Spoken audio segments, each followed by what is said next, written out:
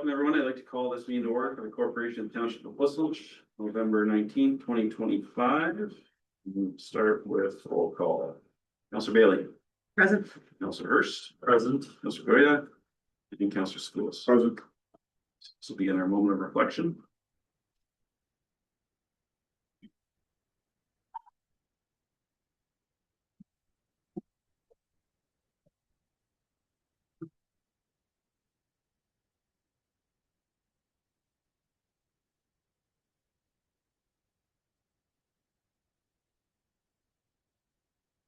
That concludes our moment of reflection. Ms. Whitecross, you have confirmation of the agenda, please. The council approves the November 19th, 2025 agenda and addendum as circulated, and that council approves the addition to the agenda.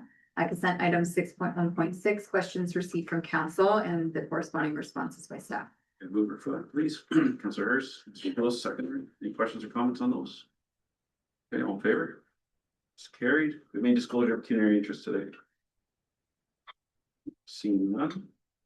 Well, the first item, Madam Clerk, 7.1.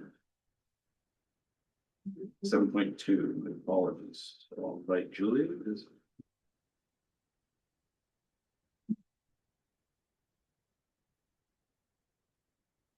evening, everyone.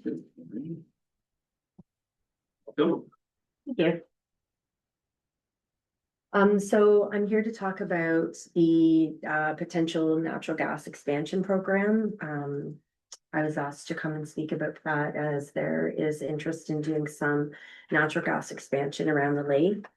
So I'm just going to quickly touch on the natural gas expansion program that's currently in place. So back in 2019, the government put together a program to address communities that wanted natural gas. The focus was mainly on small urban, rural communities at that time up in the north and some indigenous communities. And then the phase 2 was more focused on some urban centers. So back in August, as you all know, we had done an outreach on a potential phase 3. We had thought that it would be announced at the AMO conference last year. It was not announced. Then we heard rumblings that it was going to be announced this year at the AMO conference. Also, no confirmation from the government that they were going to proceed with phase 3. So we're just sort of in a holding pattern with that. We did have a very positive response from municipalities across the province interested in natural gas. And the survey that we did at the AMO conference said that 77% of municipalities and people that responded were very likely or likely to connect to gas if it was available.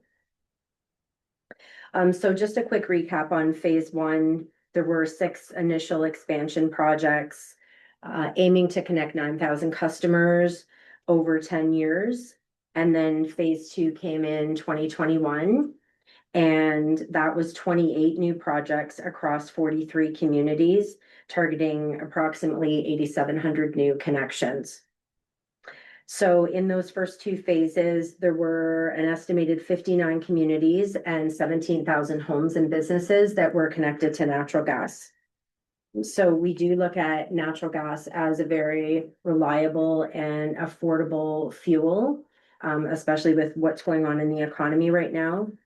Just as a whole, Enbridge Gas has been in business for over 175 years. So we're quite good at what we do in terms of putting pipe in the ground. We have 4 million customers across the province of Ontario, and natural gas is in about 75%. Stand. You can't close on. I'm sorry. I appreciate the effort. Sorry. That's okay. That's okay. I was blocking it out. Yeah, so gas is in about 75% of homes. So as a whole, natural gas does keep the province running. No slight to electricity, but pipelines are below the ground, so they are quite insulated from inclement weather. And on a positive note for municipalities, they do not require snow removal, garbage pickup, things like that. So they tend not to be a drain on municipal resources.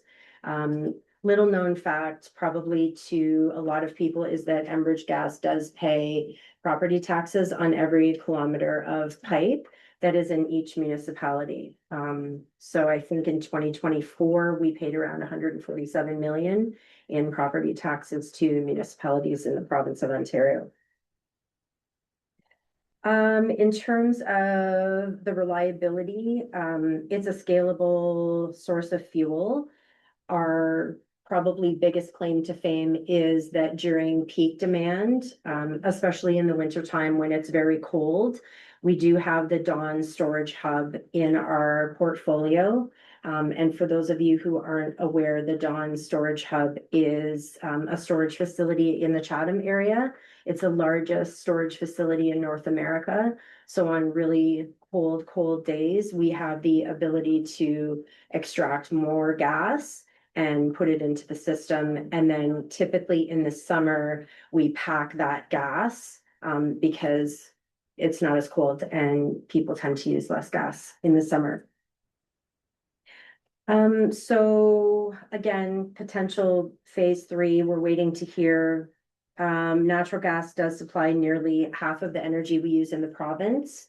It delivers twice as much energy as electricity for about a quarter of the cost. So the consultation in August was an opportunity to sort of highlight what kind of growth the province was looking for, what communities were looking for. And then it was a chance to advocate for all the different types of businesses that a municipality may have, be it business, agriculture, residential. There is a lot of discussion, obviously, about housing targets in municipalities. So obviously Enbridge works very closely with the home builders in the areas. And then more broadly, we just want to be able to advocate for equitable energy choice and offer people different choices for energy fuel. I think the big reason we're here today is to discuss potential natural gas expansion in this municipality, specifically around the lake. So on page 5 of the presentation, there are mechanisms for financial contribution. So the first one is the temporary connection surcharge. This was originally approved across the board by the Ontario Energy Board. They have now pulled that back, which is why the first line is it's evaluated on a case-by-case basis. So if it's a project that ends up being feasible, which I'll explain in a minute, then we have the ability to go to the board and ask for them to approve. So what that basically means is that it would be assessed over a 40-year term. So when Enbridge looks at the economics of a project, if the 40-year revenue matches the cost of the project, then there's no financial contribution. And if it doesn't meet that 40-year timeframe for economics, then there would have to be a financial contribution. So just as an example, if we did the economics and it wasn't feasible because that revenue was at the 43-year mark, then there would need to be a financial contribution for that delta of the 3 years to get it to the 40-year term. The system expansion surcharge is based on the government portion. So that would be like a potential phase 3. So the government would contribute certain funding to qualifying municipalities that they've chosen. But what they did was, instead of having this contribution in aid of construction, we call it a CIAC, which is that economic amount that would have to be contributed. What they did to make it more palatable, I guess, for people, was to put a system expansion surcharge onto the bill. So that expansion surcharge is 23 cents a cubic meter. So on a typical home, that would be about an additional $50 a month. So that was a mechanism that the government was using to try and make it more affordable for people if they wanted natural gas. So I have had some questions already from council about the feasibility part and what that looks like. So we operate under a prescribed formula from the Ontario Energy Board, but in the real world, the scope of the project is very important. What kind of loads in terms of gas consumption we're looking at, and then also the number of customers that are looking to attach. So what we do is we get a very specific scope from the municipality, concession between concession 2 and 1, and then from maybe a town line road to a county road, so that we have a very specific scope. And then we figure out who is within that scope in terms of residential, business, and then anyone who's interested in gas would have to have a qualified contractor submit an application to Enbridge on behalf of them. And then if it wasn't a single customer, then we amalgamate all of those addresses into our system, so that when we're looking at the economics, all of those customers are under one. They're separate applications, but they're amalgamated under one project to try and see if that is going to make the project feasible. So the likelihood in some cases is whether there's going to be government funding, and then it's going to be scope, number of customers, and also another really big factor is what kind of terrain. Is it marshy? Is it rocky? We do directional drill. We also do open cut, which is where we penetrate the surface of the earth, cut the line or dig out the line and then insert the pipe and then cover it up. Drilling typically tends to be more expensive, but there are situations where drilling is the only way, like if we have to bore under a river, for example. And I think it's the Guelph Conservation Area that would also be involved for permitting and environmental. So there's those considerations as well. Grand River. Grand River, okay. So the last slide is just if an individual wants to submit for natural gas in your municipality. So as stated, they would have to have a qualified heating contractor come and look at what gas-fired equipment is in the home. Not to get too specific, but the contractor will take all the BTUs, the British thermal units, that equipment needs, along with the pressure, and then they would submit an application through our Get Connected application, and then that customer would be contacted by our planning and attachment group.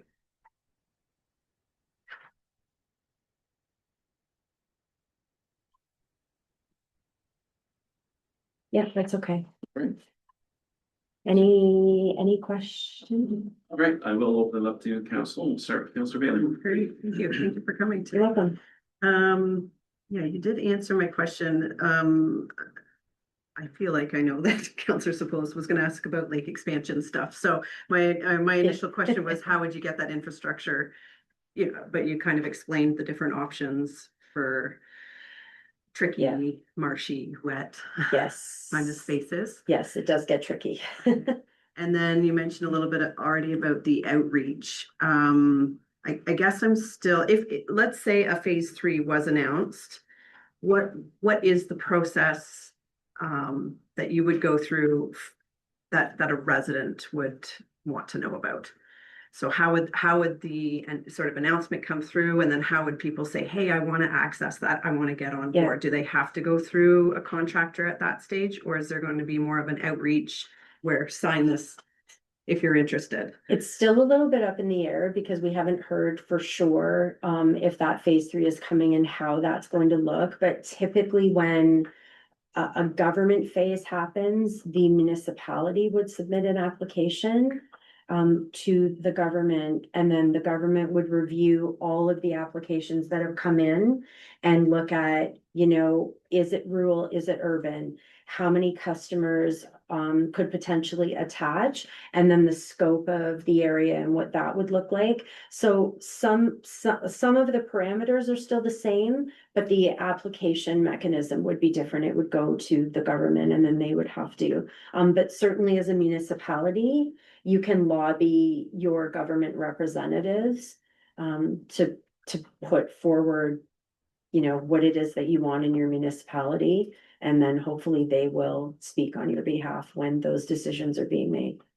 Okay, so then I guess a question of staff is, do we have a process in place for if folks are interested in this? Do we already have an intake kind of system, or how are we tracking those that are interested in getting on gas expansion? So through Mr. Chair, I don't know that we have actually solicited feedback from residents in the areas. I think as a first step, we were wanting to see if it was feasible working with Enbridge, but that certainly could be something we look at down the road.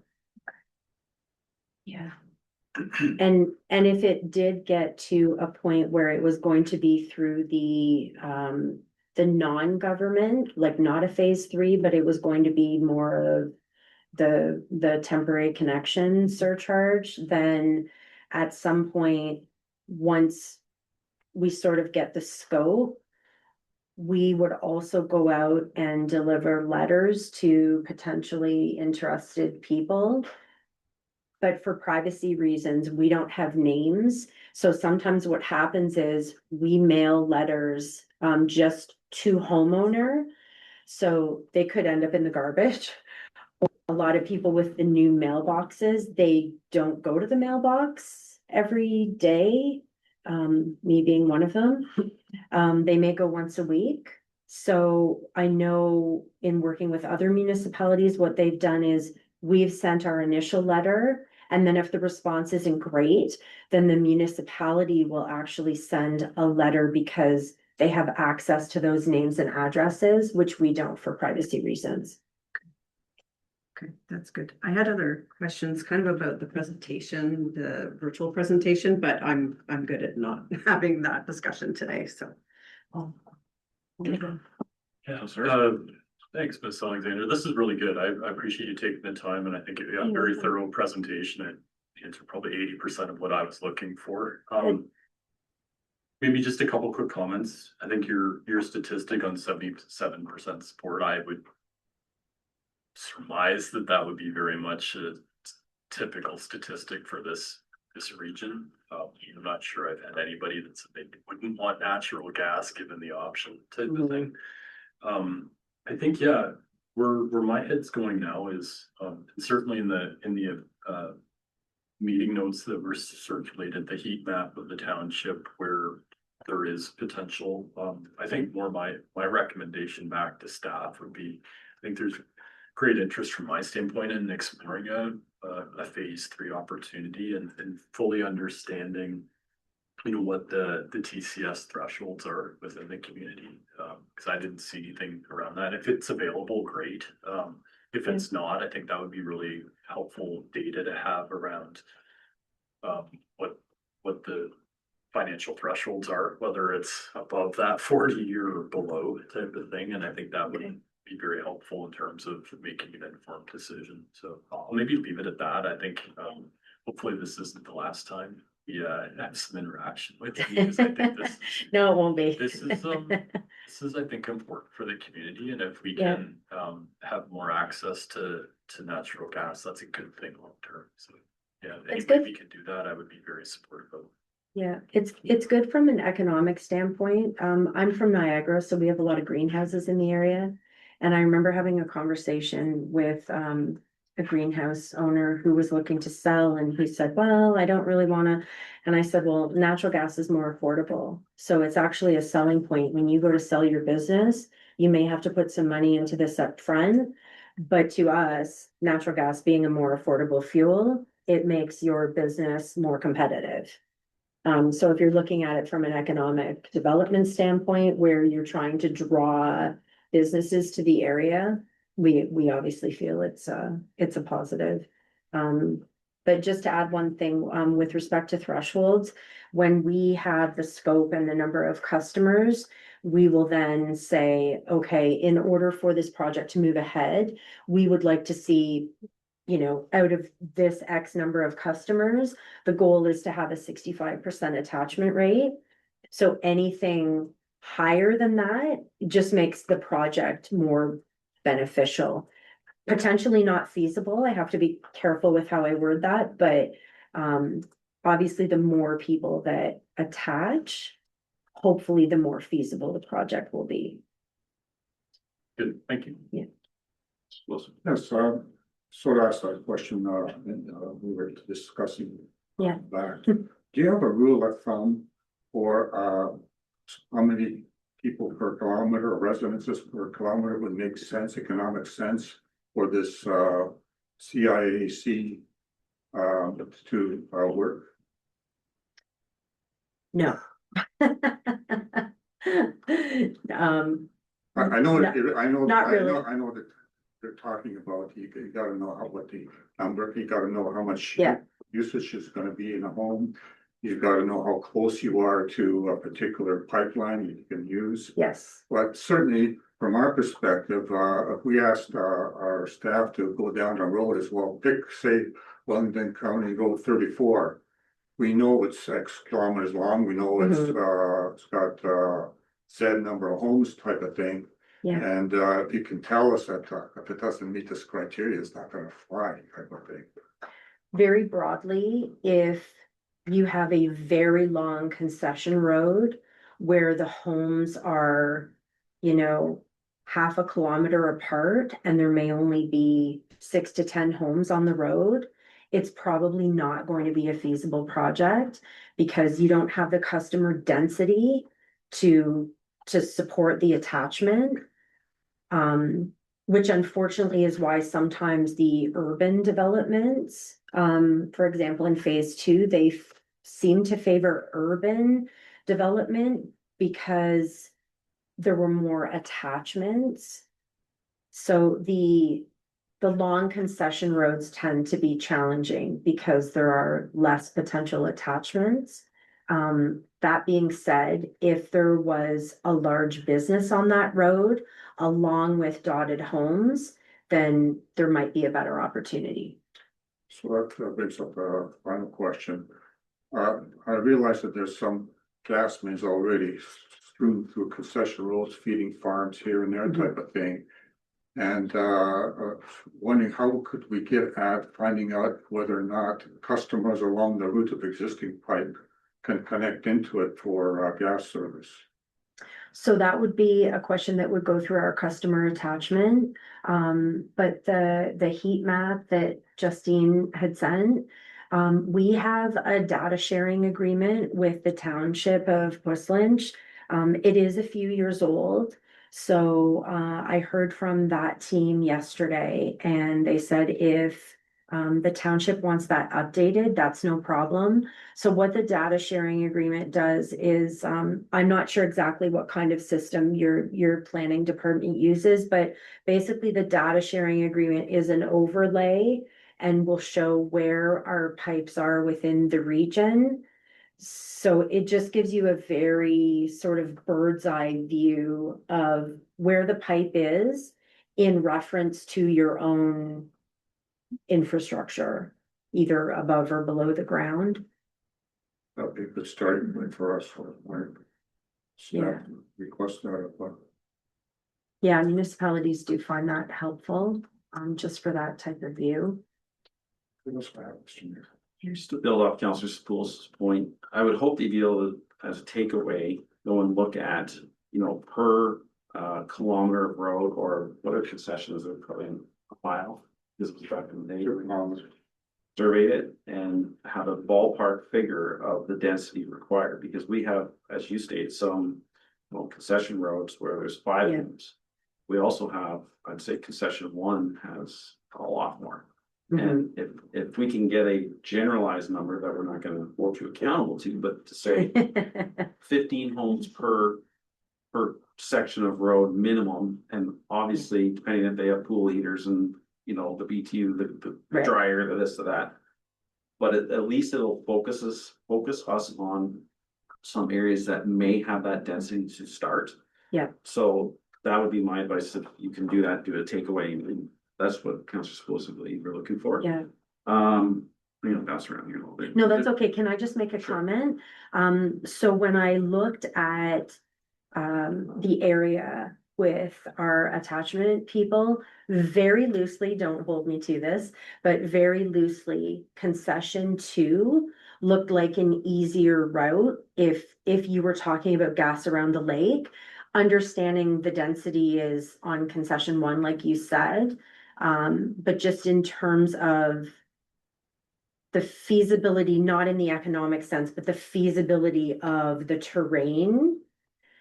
There may be more density on concession one, but because the terrain is more challenging, there's that piece to it as well. And I understand your, I'd call it feeder pipe, like the high pressure pipe might not be in the area where the density is. Right. So I Yeah. recognize there's a lot of moving parts. Yeah, What was I gonna say? So ahead of phase three, would Enbridge be interested in partnering with the township? What I'm envisioning is, we host a public meeting, or whatever you want to call it, Yep. on the west side, close to Lake Road. We invite natural gas contractors, and we do the mail out in the area that has the most potential. That way they can come in, we can have the contractors there, the people can query those contractors and show them the step-by-steps to apply for this, to get those applications in so that we can meet that threshold. It just seems that it would be very difficult to educate each person individually that, Mhm. hey, you need to get this in so that your application helps build the Yeah. the viability of the project. So I know, I would like staff and Enbridge to work on that, see if we can host something. Again, with contract, maybe not with contractors, but yeah. at least get us in a room together with the people and get those links to them. The contractors should know how to complete those applications. Like they should be well versed in the Get Connected I'm application. just trying to connect the homeowner to the contractor. Oh, okay. Okay, So if we can get everybody in a room, if you walk in and say, here's John Natural Gas Inc. You may choose, like, I'm not gonna say you have to use them, but you may wanna use Yeah. one of these 5 that have shown up today. They're all licensed, certified, proficient. Boom, maybe the contractors be willing to come in on, pro bono. Maybe there's something Enbridge wants to do to get these applications, get this project moving forward. I'd like to get ahead of it. we wouldn't choose the contractors, but on the last slide, Yeah. there is a link where people can click on the website and it gives a list of contractors, because we're not allowed to recommend contractors. So- Let me just have the people in the room. Have Yeah, that's contractors in fine. the room, have Enbridge Yeah. in the room, have Pulsonch in the room, then the residents can choose what they want to choose. Yeah, Because if it's just simply, oh, here's a link, they're gonna go away and maybe it will get done, maybe it won't. If the desire is to get these applications in, mhm, we need to make that easier. yeah, And that's getting all the people in a room, and that's what I would want the conversation to be. Can we call a public information meeting, call it whatever you wanna call it, but get everybody in a room. But yes, we're not recommending anybody, it's just Yeah. really just making this process. Making it easy. Easier. yeah. Yeah, Yeah, I'll speak to attachment about that. Cause they obviously have a more detailed version, cause they deal with that every day, so. and at the end of the day, the only thing we can do is host something where we just provide the link or even have a station set up. That they can Mhm. click on it and get at least the process started. To me, that's a win, starting to get that. Yeah. I would say there's a huge push, and you'd be aware of this, for electrification across the province. Mhm. And as my county role, the heat pumps and programs to support heat pumps, I Yeah. always mention that electricity is expensive in the rural, and that has to do with the distribution rates, they're higher, so. Right, I feel that heat pumps are a good fit for certain aspects of our communities. agree. But natural gas is a great source, and as Councilor Hurst said, I would suspect almost all people, unless you have a philosophical objection to fossil fuels, which is fine. Right. It's an affordable energy source, more affordable than power. Yes, So that's, I feel that maybe Enbridge is being out lobbied. I don't know why there's this huge push from the IESOs. They're getting a lot of traction, they're getting a lot of support from the government. Been in business for Mhm. 167 years, what did you say? Almost 176. And you've had an announcement that's been deferred twice. Yeah. You guys have some work to do. You can lobby that government to get these programs to come out because this. Oh, we're trying. Yes, I know. So, Yeah. but I agree with you that it's good. There was government support at the beginning of the year with the integrated energy plan. The government is really, I feel becoming slightly more balanced, in terms of the affordability piece.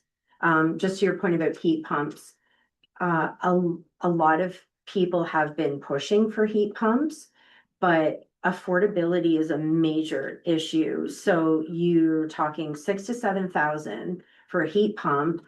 And then on top of that, which a lot of people don't realize, is a $2,000 to $3,000 electrical bill because you need to upgrade your panel. So now you're into potentially a $10,000 investment when some people are struggling to put food on the table. So in terms of a broad, like a broad use of heat pumps, a lot of people can't afford it. Well, in my first home, my power bill and my natural gas bill was, I don't know, 2004 or 5 era, somewhere in there. They were about even. Yeah. And now my hydro bill is double what my Mhm. gas bill is on average, Yeah, right? So then if you add in a heat pump, I would argue that, your monthly bill is going to go up way more than if you had access to natural gas. It would be more. Yeah. So if you're Yeah. looking for affordability for homes, forget the installation, because if somebody wants natural gas, they're gonna have to buy a new furnace. I don't know, I'm not a furnace guy, maybe a propane furnace could be converted, I don't know. But there could be capital investment to upgrade to. Yeah. Same as if they have a pool, they have electric heater or again, so. To me, it's the monthly bill for people that's affordable, it's more Yeah. affordable for natural gas. And just to quickly add to that, there is a gas-fired power generation piece to that as well. We're absolutely aware that the province is pushing electricity, but in order to do that, natural gas serves a very important role in gas-fired power generation, especially shouldering nuclear plants that are being refurbished. Like Bruce Power, for example, I worked there as a summer student for 3 years, so I kind of know that side. But that's an important aspect of it as well, is that natural gas is also important in electricity and refurbishing and peak demand. Is it Canadian natural gas or is it American? Some of it is still shale gas from Ohio, and some of it is Alberta. But it's put into one pipe. So my comment about working with Enbridge for, is that something you guys can look into and? Through Mr. Chair, I've added that to the draft motion, and I just wanted to clarify the name of the application. Did you say it was We Connect? Is that where? It's Get Get Connected. Connected. Yeah. I've added it. Yeah, I had a comment. So you said the surcharge is 23 cents per cubic meter. At the end of the day, though, do they add a transportation fee to that? And then, on my natural gas bill, I think there's 3 or 4 different lines and there's an adjustment, all these things. This 23 cents, is that a static charge or does it get, I'm assuming it would be captured in the tax portion, yes. but it would, to my knowledge, it's a separate line item, like it would have to be split out. I just hope that I hope that these expansions would bring affordability to the community. People. Yeah. Well, that's what the surcharge is meant to do, because otherwise you have that CIAC up front that might not be financially achievable without a surcharge. But one important thing about the surcharge that I forgot to mention was the surcharge would be for the 40-year term. And we have had some people say, well, what if I want to move? What if I sell my house? That surcharge goes with the property, not the person. So if someone were to sell their home, then that surcharge would be running with the property, just so that's clear. That's all I have. Sirs? Just one last comment, it's more for staff, and we spent a lot of time over the past couple of years going through the employment lands. process, and I think this would be a important filter to look at. I think if you're looking at developing those lands, make sure that you have access to natural gas. So I'm thinking in the future, when we're starting these projections, right? So we've been talking homes for the most part, but I think also for our future vision for those lands that have been designated employment lands, to make sure that the potential is there for access if it's not, just I wanted to capture that. Is Enbridge aware of our employment land study? Put you on the spot. Detail. Okay, it'd be good to look in, it's not approved yet, but Okay. these are pretty large portions of land for employment lands, honestly, I just did. And, Like an industrial park kind of, yes, but non-industrial uses, and we're getting. right, like Terminal. business? Yes. Okay, yeah. Non-residential and likely higher users, and if bring, Right. as Councilor Hurst is alluding, bringing, if that justifies bringing in an expansion, then the fallout of that may be residents get some attachment points, so. Yeah. Okay, so we have a recommendation, Ms. Williams? Yes. So to receive the delegation and the council direct staff to request an update to the data sharing agreement with Enbridge in order to obtain current infrastructure mapping for the township. And the council direct staff to work with Enbridge on hosting a public information session with homeowners for the potential expansion near Pleasant Lake to provide information regarding how to submit get connected applications to Enbridge. So I'll state it again, I very much so want Enbridge to be a partner on this. Or a tight municipality for cost and things of that nature, Yeah. so need you as a partner. We'll do this on our own, so. Yeah. So if they would- I think that's what, we asked them that they rule of thumb, people. We'll use that term. I'll add that. The density targets, somebody. Sure. And get an understanding of the number of homes per kilometer of roadway would make it feasible under the CIC, Yeah, that's important. And CIAC. Capture that. are they gonna move her in secondary Yeah. place? That's hers, Councilor School, city last comments. All in favor? Scary, thank you for your presentation. You're welcome. Look forward to working with you. Yeah. 9.4.6, this next. So the correspondence, there's a. Who is it? Under reports? Yeah.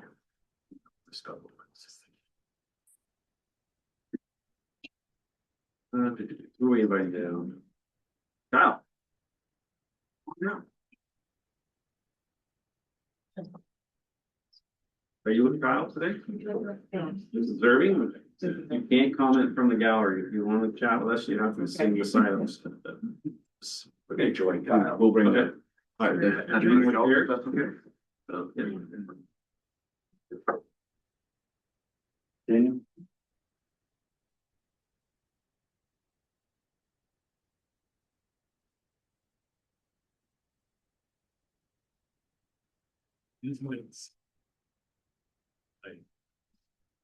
Welcome. Okay, see everyone again? Where's yours? Thank you very much, Mayor, members of council. Here today to present this report for your consideration. With me today is Stan Denholm from Hardin Environmental and Angie Mason from Wellington Hydrogeology, the township hydrogeologist. Also in the gallery, we do have Jan Ivey from the JRCA, Director of Water Resources, in case there are questions from council on process. And then Daniel Fisher, our Risk Management Inspector for the township and Wellington Source Water. The report in front of you for your consideration is in regards to updates to the Grand River Source Protection Plan. Specifically around the City of Guelph's wellhead protection area quantity and intake protection zone quantity. So this is the tier 3 study, and council may recall that I have presented to council or in the past, or it's been portions of reports in the past on this topic. This study has been going on for quite a long time, and the report in front of you is in regards to pre-consultation as required under the Clean Water Act.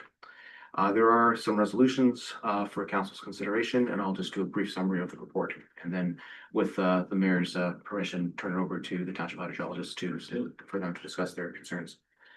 So the Wellington County chapter of the Grand River Source Protection Plan covers all of the municipalities in Wellington County that are part of the Grand River. So this is, as council will recall, for both wellhead protection areas for quality and for quantity for municipal systems. So the Clean Water Act itself is broad. However, the province has chosen to focus the implementation of the Water Act on municipal drinking water systems. So in the Grand River Source Protection Plan, there are a number of maps and a number of policy requirements. And the maps list out the wellhead protection areas for quality and quantity. And there has been previously wellhead protection areas for quantity approved within the county and the township of Center Wellington and Mapleton. And therefore, there was policy requirements approved back in 2022 for those systems as well. Because it is a county chapter, when we start bringing in other areas, wellhead protection area quantity areas, which is this amendment is proposing to do, we first look at the policy requirements that are already in the source protection plan that are approved and see if they can be modified for use within other parts of the county. So at the same time, and actually predating by a number of years, the Guelph Hermosa Tier 3 water quantity study was ongoing. So we are now at a point where the technical work was finished in 2017, and there are policy recommendations that are in this proposed amendment to deal with the two water quantity threats, which are consumptive taking of water and reduction of recharge to groundwater. So township received a pre-consultation notice in September, along with the other municipalities that are affected by these changes in Wellington County alone. That is 7. That is the 6 townships plus the county. However, this also spans the city of Guelph, the region of Waterloo, and the region of Halton. Just shortly after that pre-consultation notice went out, the province did suggest some changes and approve some changes through Bill 56 to the Clean Water Act. So there are a number of policies that are in this amendment related to prescribed instruments. So this could be Aggregate Resources Act approvals. This could be permits to take water. And up until Bill 56 received royal assent, the direction from the province was local watershed-based policy requirements for that. And here that means in the Wellington County chapter, and there's a Guelph chapter, and a Waterloo chapter, and a Halton chapter. This is partially what took so long over the last few years to negotiate. The province has now indicated their intention to standardize that across the province. So some of the policies that you will see in the package, although still part of the package as of today, it's my opinion will be superseded by the province. So when you look at anything that's dealing with a provincial instrument, permits to take water, Aggregate Resources Act approval, I don't believe we'll see those in the approved version. And Bill 56, in my opinion, made that fairly clear. However, I should point out that there is also a regulatory ERO, which will actually kind of bring put the meat to the bone, so to say, in what those changes would be, which the province has been consulting on. It doesn't close for another few weeks. I had spoken briefly to council about it a few weeks ago when we were working on comments on it, and from the ministry's webinars, they're stating probably a timeline of spring to actually see the details of what changes will actually be. So in front of council is the package of the source water protection policies for water quantity and recharge reduction. As I mentioned off the top, some of these policies are already approved, and what we're proposing are what could be considered minor edit or typographic changes. An example of that is specifying when it applies only to the Center Wellington WPQ or when it only applies to the Guelph Hermosa WPQ. The Guelph Hermosa WPQ is the name from the province, and it's named after the municipal systems that are within it, not the townships or the municipalities that are within it. So that is why it's the City of Guelph municipal system, which primarily drives it, but also the Township of Guelph Hermosa as a municipal system contained within its boundaries. Other policies are substantial edits. I've touched briefly on prescribed instruments. There were a number of substantial edits there. However, as I mentioned, we expect those to be modified by the province. There are current land use planning policies applicable to wellhead protection area quantity, and these have been in the plan since 2022. We've actually been implementing them in draft on industrial and institutional and commercial site plans within West Lynch and Guelph Hermosa over the last few years as a bit of a soft rollout. And these are the primary planning policies in regards to drinking water threat disclosure report, which is a part that is in the official plan already, as well as the potential use of the groundwater model, which would be based on recommendations from the township hydrogeologist, and that model is a model the city of Guelph owns. That model is not really the subject of this amendment. The province has settled the ownership of that model a number of years ago, And it is owned by the city of Guelph, although it was funded by the province probably 15 years ago. Additional policies that are municipal responsibility include some policies related to collecting groundwater usage from private land uses through the planning approval processes. So again, industrial or commercial. An example of this would be, say, a garden nursery that comes in, and we would talk to them about how much water they're using and get an estimate from them on that. There's also a risk management plan policy for recharge reduction activities. And this is a piece that we recommended, actually, staff recommended, through our experience in dealing with some of these development applications. So often what we see to achieve water balance or close to water balance as possible, we see the infiltration of clean roof water. We see other creation of other what are called low impact development measures. So these are things to promote infiltration of rainwater into the ground when you're paving or building a building. Through the planning process, we're able to deal with the design of that and the construction of that. But where there is a bit of a gap, in our opinion, is the operations and maintenance going forward 10, 15, 20 years. So the risk management plan provides a tool that would allow the township risk management official and risk management inspector to conduct periodic inspections to ensure that those measures are operating as intended. There are also a series of policies related to the establishment of an interagency working group, staff level working group. And this is with all municipalities and most importantly also with provincial ministries. So this version has started. We do meet with the City of Guelph, as council is aware, bi-monthly. We also have some meetings with the GRCA. However, the province doesn't participate in these. And they have told us at a staff level that they won't until the policies are approved. And the purpose of that working group is to look and oversee the water management of the area. There's not a legislative requirement or authority to do that, but it provides a group and a forum for the hydrogeologists, both at the township level, the city level, the GRCA level, to talk, and ideally the provincial level, and to share data and to also discuss targeted monitoring, groundwater monitoring. There are a number of policies around groundwater monitoring as well. I will turn it over to Stan and Angie in 1 minute to talk about some of the concerns that they do have in regards to the queue and the policies. But just in conclusion, I do want to draw council's attention to the conclusion section, which lays out 2 options for council to consider. So there is a resolution for their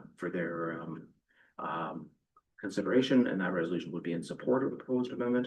However, I've also laid out that council does have the opportunity to not endorse the amendment. And if you so chose to do that, we have brought Jan Ivey from GRCA to explain the process of what that means. There's also a number of comments that we've laid out that we would suggest forwarding to the Grand River Conservation Area, the Lake Erie Resource Protection region as they are lead. Let's go, Stan. Yeah, this is mayor and council. This is a fairly, significant thing that you have to consider here. The water quality wellhead protection areas are pretty easy to understand. There's a circle around the well and it gets bigger, 5-year circle and a 10-year circle, and everybody within that circle has to abide by certain rules. You can't store fuel, you can't do a whole bunch of stats, right? So and all of those circles are mainly in the city of Guelph, or pretty much in the city of Guelph, because that's the close area. With this WAPA Q, which is this quantity aspect, 2/3 of the township is in that WAPA Q now. And so all of these new all of these policies apply then to 2/3 of the township of Guelph. And what concerns me is, and the concerning part is that the city of Guelph has a significant risk designation. That means that the highest level of care is needed for everybody within that big circle, that big WAPA Q circle. And so that means that these policies are going to apply, and for new developments, there is an onerous commitment that's needed. You've got to, if you're going to be taking water, you've got to use the tier 3 model or go back to the city and say, I'm going to take this much water. Is that okay? And they're going to put it into their model. You pay them to put it into their model, and then they come back and say, yeah, that's okay or not. And I find that quite an onus on new developments in the township. And what irks me is that if you build a new building and have a new business in the city of Guelph, you're okay. Because it's already incorporated into their water taking and into that tier 3 model. You don't have to go back to the tier 3 model and ask the water managers at the city of Guelph, can I put up my new plant? You don't have to ask that question because it's already in there. And yet the county, as I understand, doesn't have that, wasn't offered that same opportunity to have a certain amount of employment lands approved or a certain amount of water taking approved within the tier 3 model. So that you don't have to go back. You don't have to then go hat in hand to the city and say, is this okay? And I think that's what concerns me, is that the level of scrutiny. I'm not knocking the fact that we've got to protect the groundwater. We do, for sure. And I think on every single development I look at, and the source water protection people look at, we look at that recharge very carefully and make sure that the water is getting back into the ground. And I think so does the city of Guelph. They're trying to get roof leader water back in the ground. So that is equal. It's on the consumption side that I'm concerned about, is that every well then that a new development goes in and they want to sink a well in and they want to take a certain amount of water somehow. And Janet may be able to confirm this, if it's only permanent to take water takings that are subject to that, or is it every single well that goes in that can consume water from the aquifer that is subject to these policies?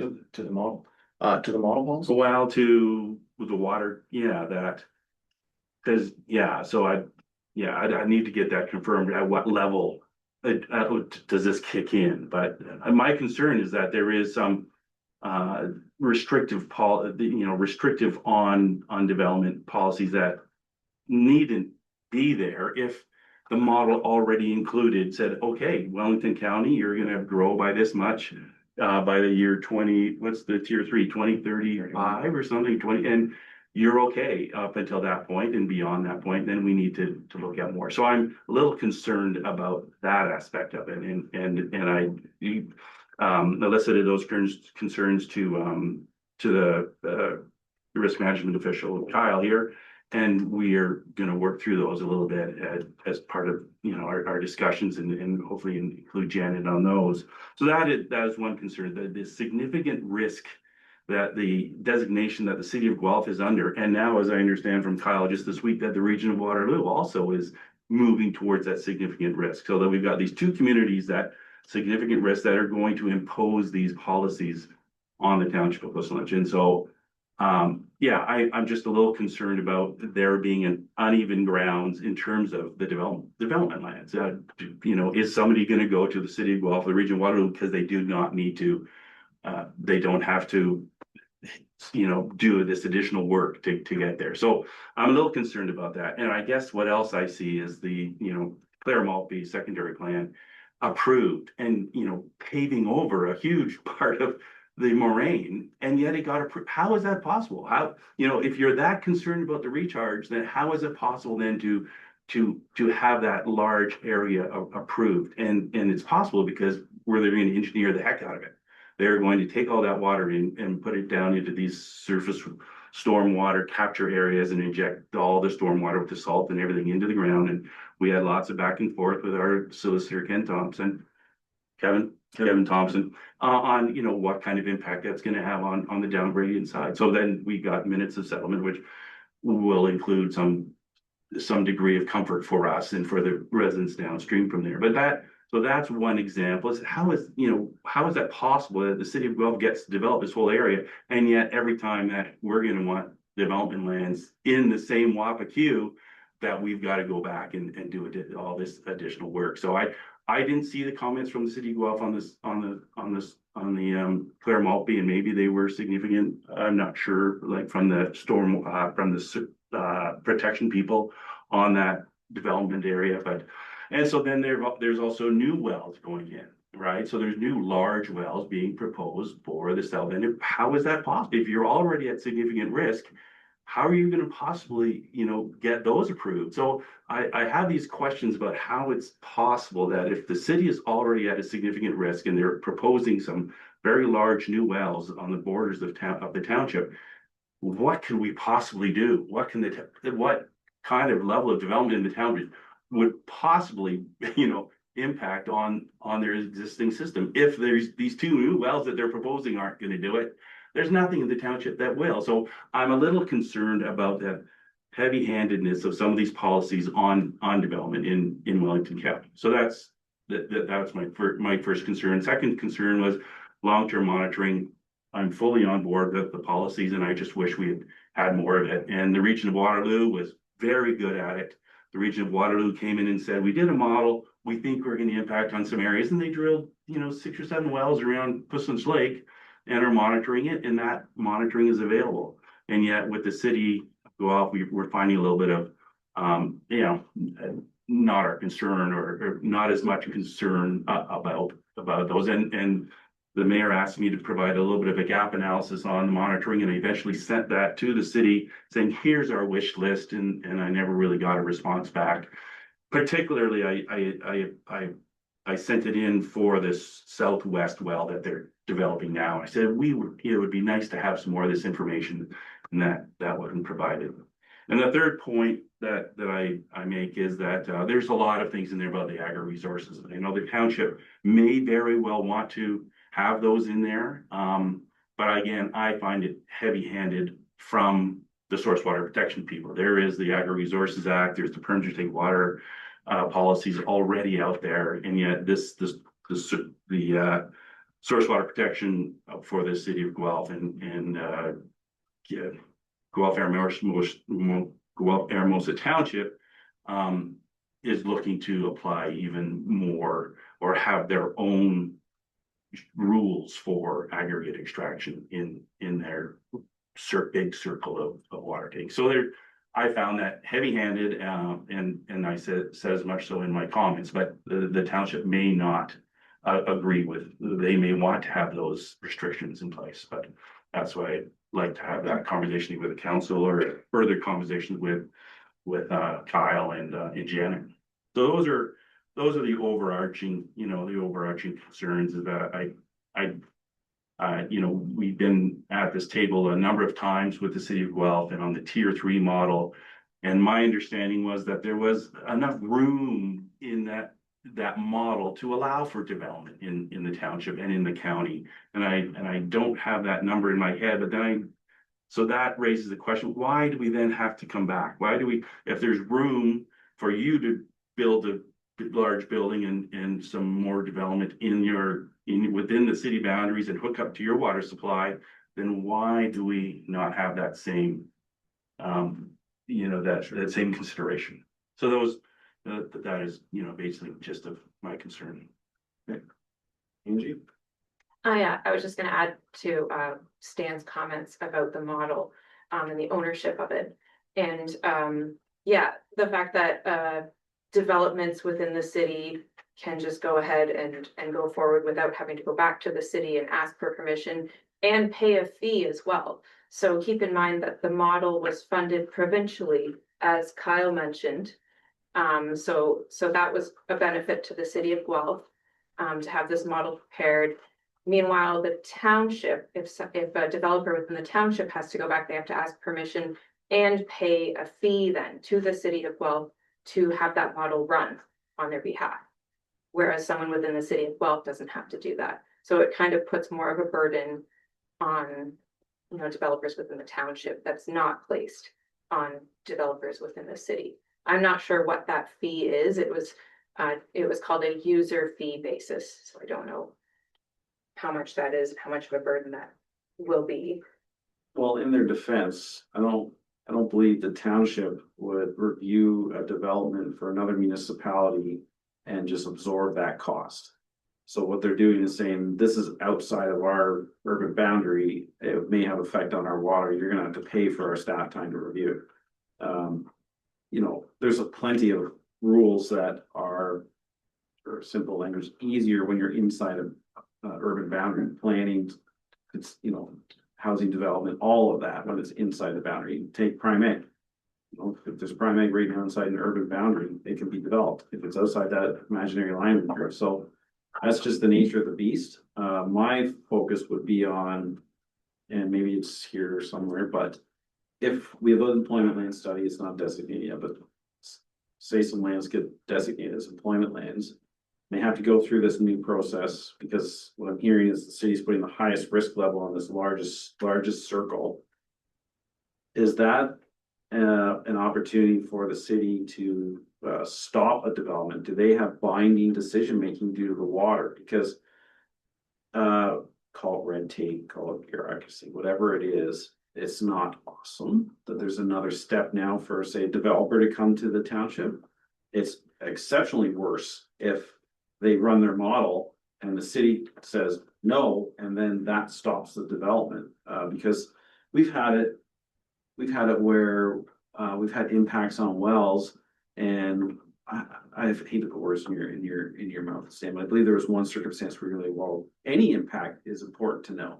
So, you know, draw down, you know, whether it was from Nestle years ago, like we wanted to know the impact, and they would probably marginalize a small one where we were looking at it holistically. So back to the city, are we going to get into a situation where any drawdown, any impact is going to be a no answer from them? Because, you know, if I were a city and there was a large industrial development coming outside my borders, I would want that inside my borders for the tax purposes, for the job growth, for the plethora of reasons. So there may be ulterior motives to not support these things. So it is very problematic, but I need to know, is this the dagger that's going to stop growth entirely, or is it just another process they'll have to go through?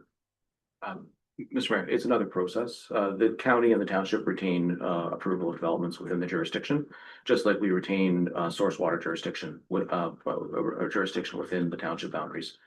The other important thing to note about the model is there was a council question around the model, and I did provide an answer. So I'm not sure if that if that's been circulated yet or not, but the policy wording is actually there. So it's the use of the model in excess of 50,000 liters per day. So that's a permit to take water requirement. And it does say that we shall require the applicant, however, where appropriate. So the where appropriate is very important on this policy, because we would then turn to our township hydrogeologist for their professional opinion on whether or not it is appropriate to have the applicant run the model or not. So really that decision rests with the township and the county as the planning authority. And then ultimately the Ministry of Environment can make a separate decision around the permit to take water, whether or not they require them to use the model or not. But the city does not have, city owns the model and runs the model, but the city does not have an approval process on that. I think it's very important, Stan or College who brought it up, but whether the trigger is the permit to take water or all wells. So anyways, Yeah. sorry to jump the queue, your staff or council, but Use of the model, the trigger is the permit to take water process, 50,000 liters.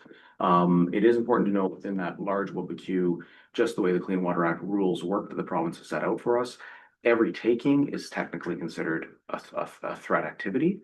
However, we get to choose how we deal with those. So most private wells, domestic, individual residential private wells, we deal with through education outreach. And that education and outreach is at the Aberfoyle Fair or Children's Groundwater Festival, you know, things of that nature, websites, social media. It's a very softer approach. It's the larger takings, the industrial, institutional, commercial takings that would go over the 50,000 liters that would trigger the use of the model. And the planning policies can apply both below and above the 50,000 threshold, but it's based on the land use and the type of application. So generally, these are applications with site plan or subdivision applications. well, I do more for the council. Angie. Yes, I have a few more things to mention. I did mention there is another burden on private landowners that I'm not sure if the township is maybe already aware of, that the RMO, the risk management official or risk management inspector, conducts inspections on private septic systems within Guelph Ramos Township as well as Township of Quizlinch. This is already going on and it's mandated by the provincial government. Is my understanding, is that right, Kyle? Yeah, that's right. So expanding some of these WAPAs may cause more houses to be within that area. So the inspectors can enter private property, inspect septic systems, and then depending on their findings, they can require the homeowner to upgrade their system and, you know, have to pay for that. And part of it is covered by a fund, but not all of it. So there's a financial burden on some of these landowners as well. And it disproportionately impacts landowners within those areas deemed higher risk. And my other comment was that disproportionately affects rural landowners versus landowners within the city of Guelph. So you don't see anyone going to private landowners within the city of Guelph and saying, hey, we need to inspect your sewage pipes to see if they're old and leaky. They don't do that, but they will come and do it within the township. So that's just a point I wanted to make. As well, I had concerns about the monitoring data, which Stan already mentioned, that the city of Guelph has been very closed about sharing data. We have been having these regular meetings, which are great, these bi-monthly meetings where we get together and the city shares what they're doing and all of their studies, and then they kind of do a broad overview of their findings for recent studies they've done. But they haven't been explicitly sharing the detailed data for all of those studies. So we don't often get to see the detailed reports. One of the more recent ones for Southwest Guelph, they mentioned there were some private wells that were impacted or there were complaints, but they were unable to share the information from the private wells with the township due to data sharing and privacy issues, even though those wells are within the township. So it is definitely of interest to the township to have the opportunity to review those impacts and their investigations, which they concluded were not related to their pumping test. So we haven't had the opportunity to review that and confirm that we agree with that or not. As well, yeah, the monitoring network, we would like to see that expanded to cover more areas within the town at the expense of the city of Guelph, because really the monitoring that we're interested in is to monitor impacts from the city of Guelph's water taking. But the city of Guelph repeatedly comes back and suggests that the township put that monitoring in place at the township's expense. But the whole purpose of that monitoring work is to monitor impacts from the city of Guelph's pumping. So we've been going back and forth for a long time on this, probably ever since we started the bi-monthly meetings.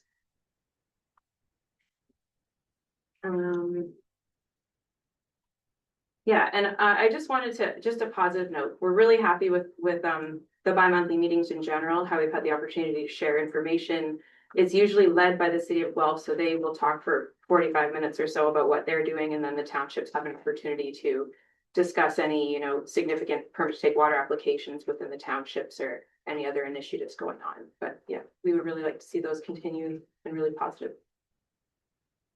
Great. All right, we'll go to council. Mr. Bailey. Thank you. I'm just gonna kind of go through my list here. That was great. It's good to hear. I was, yeah, a lot to read in the report. I guess I was just curious, the effects of Bill 56, is that something you're gonna come back to us with once we know what's going on there? Yes, through the mayor. So Bill 56 itself was posted for 30 days and closed after 11 and has received royal assent. So that was the first ERO.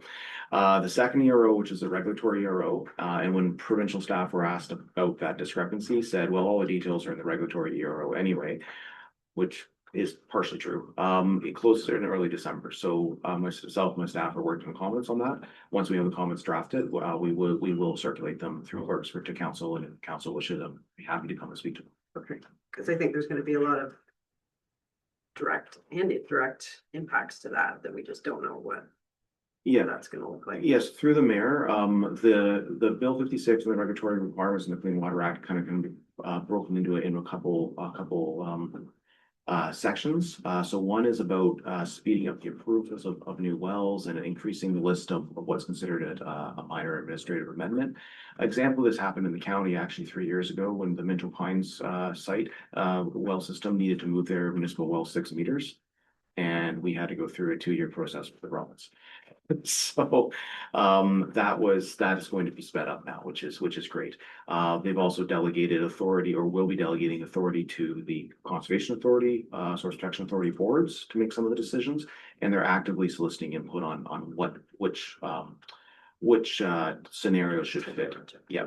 And then the last piece is the prescribed instrument piece, which, yeah, does have a potential impact to this amendment, and we probably know the least about that. Okay, good. And then I think you said spring, so spring of 2026. Yeah, through the mayor, that was the director of the Source Protection Branch of the Ministry of Environment on a public webinar, when asked, said the spring, but also told us that we will not see red line edits of the regulation, that it will just be the regulation posted. So they're taking in all the comments now until December, and then they're gonna go away and, yeah, make So the no changes. further comments after that. Correct, Yeah. yeah. Well, then you have to find and change it yourself. Correct. Right. Yeah, yeah, well, through the mayor, once it's posted to e-laws, they will have to highlight them that way, but there won't be a red line. The Clean Water Act, with Bill 56 did actually provide red line proposed edits, which was very helpful. And when asked about that in the regulation, the ministry staff shut that down. So we'll look forward to that. My second question was around the working group, the bi-monthly working group. I had just said how has it been working out, but we've heard how that's going and how it's going well. My question was what data is being shared.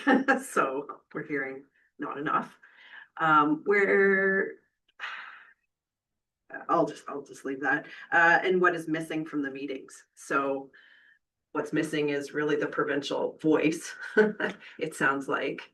But what else do you hope to be getting out of the meetings that you're not getting out of? Well, through Mayor Seeley to Sarah, I have been enjoying them. They've been good. We didn't used to sit down with the city of Guelph at all, and it's been great to be able to dialogue with them. They presented a municipal water supply plan back in 2005, I think it is, and they had a shopping list of things that they were going to do. And what we're doing in these bi-monthly meetings is kind of going through those and say, okay, well, they're going to start up the Steffler well, they're going to start up this well, and this is the studies that, and so it's been really good for us to be able to participate in that, because we can see where their priorities are, and are they kind of following the list, that wish list that they started way back when, and are they following it through? And one of the things I'd prefer them to do is get to the end game, which is aquifer recharge. I want them to get the water back in the ground, because they have 100% consumption, which means that every drop that they take out of the wells goes into the river out as sewage, basically. And so, whereas in the township of Cushions, that's not the case. Ours goes back into, as sewage into the septic systems, but get recycled. So I would really like them to advance that aquifer storage part, so that they kind of get a little bit more self-sufficient. But their growth right now is all dependent on more wells, and more wells either in the north end into Gulf Aramosa, or into the south end on our boundary, or within our boundaries, which is possible in the future. So I think the meetings have been really good, and we have been kept up to date. I'm not sure that there's anything else we can ask for. It would be nice, like the region of Waterloo, that they produce an annual report on their monitoring. They have 150 monitoring points across the region, and Angie, when she worked for Burnside, it was part of that, and that was very handy to be able to see. And we can go to the region now and say, hey, what are the water levels that you're taking in Busselage? And it's great, and that's very handy. It'd be really nice to have that same relationship with the city of Guelph. And is that something you've asked for? And they just said no, or is this something we need to be, behind you? I don't know if there's been a formal ask. We kind of just, it has been within these meetings that we ask for it, but nothing forward from the township. So, I could put together a specific letter and say, hey, we want to know, from you also have, 50 or 60 monitoring points in the city, and what you do impacts on the township of Puslinch, because the choices that they make, which wells they turn on and off, and whether or not they do the aquifer storage in the future impacts on how big the Wapaki it gets and how many of these policies apply to us. So that's why it's really nice to be part in the tent, shall we say, because now we can see that how hard they're trying within their own municipal boundaries to maximize water taking from Logan Well and from all these other wells that they're trying to squeeze every drop out of. And now they're working on the Dole Line area, and there's a whole bunch of water that's being discharged from the Dole Line quarry into the river. They're trying to minimize that. And so they're doing this whole optimization thing. So it's really fascinating from a, hydrogeologist point of view. We're just sitting there, wow, this is like a candy store for us, right? To see what they're doing. And it is, probably as good as it gets in the country. Like the amount of work that they're doing in order to supply this growing community with groundwater, like it's unbelievable. We just you don't get that in very many places in Canada, let alone the United States. So it's really great to see, and it's really nice to be part of that.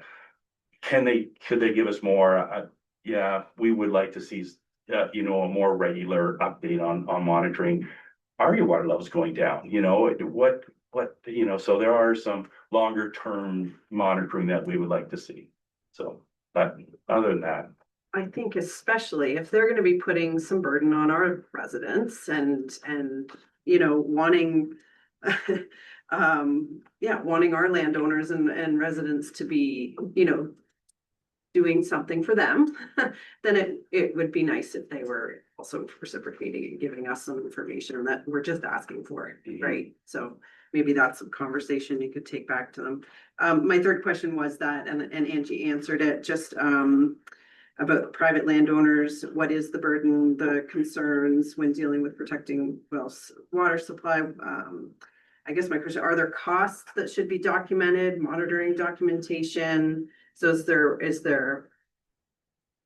they're wanting this protection, is there something we can provide to not have the fee, like almost like another trade-off? If you want this protection, then, we can give some information, you can have protection. I don't know. Again, that can just be maybe in your monthly, bi-monthly meetings, that kind of discussion.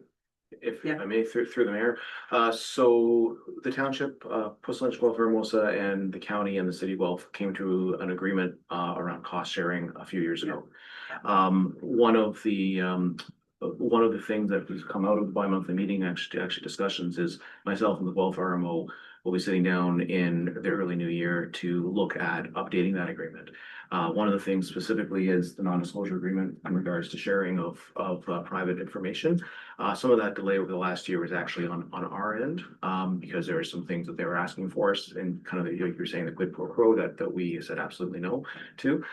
So we're going to go back and have a discussion about what the scope of that non-disclosure agreement would look like. And unfortunately, the private well data that Angie and Stan are talking about has been caught up in that discussion. But in terms of costing, that is also, that's the purpose of that agreement. So there is funding coming to the Puslinch, funding to coming to Guelph, Hermosa County, which then indirectly covers source water protection staff and consultant time. That's great.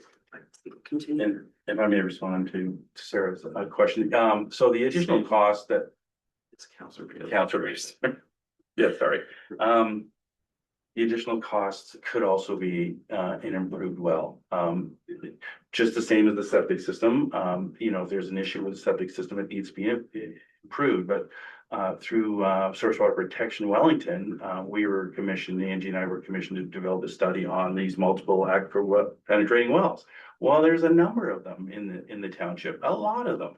And so it could come down the pipes that well, you're within our Wapaki and you're leaking, water's leaking from this upper to the lower. We want that well sealed or replaced, or so that is a potential cost. I'm not sure I see that yet because we haven't quite proven the danger of that connection. We know it's there.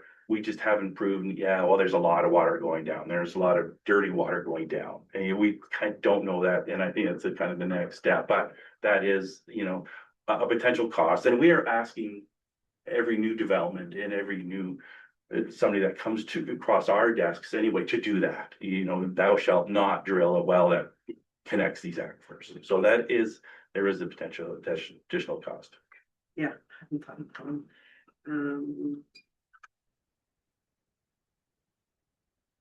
I think I'm good. No, that's been great. Thank you for your responses. What's the first? Thanks. It's a lot to just digest, a lot to navigate. And I have to admit, just like at a personal level, when I was reading it, and then maybe had one opinion, and then when I hear the commentary, my opinion starts to waver to a degree, but maybe just a couple comments here. I think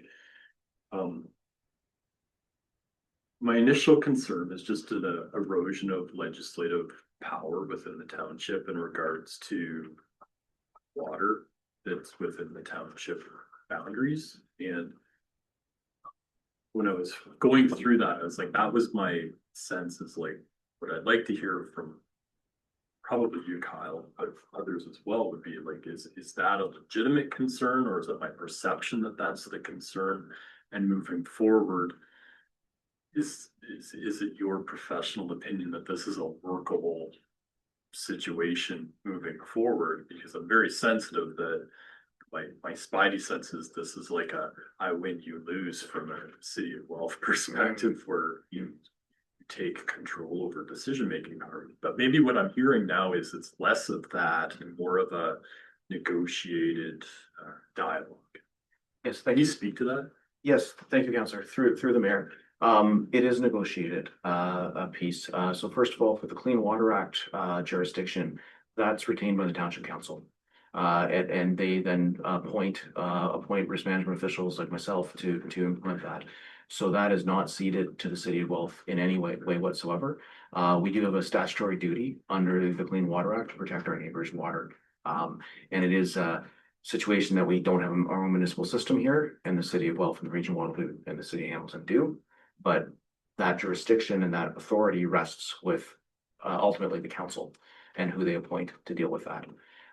In terms of the planning authority policies, again, no approval is ceded to the city of Guelph. They can make comments.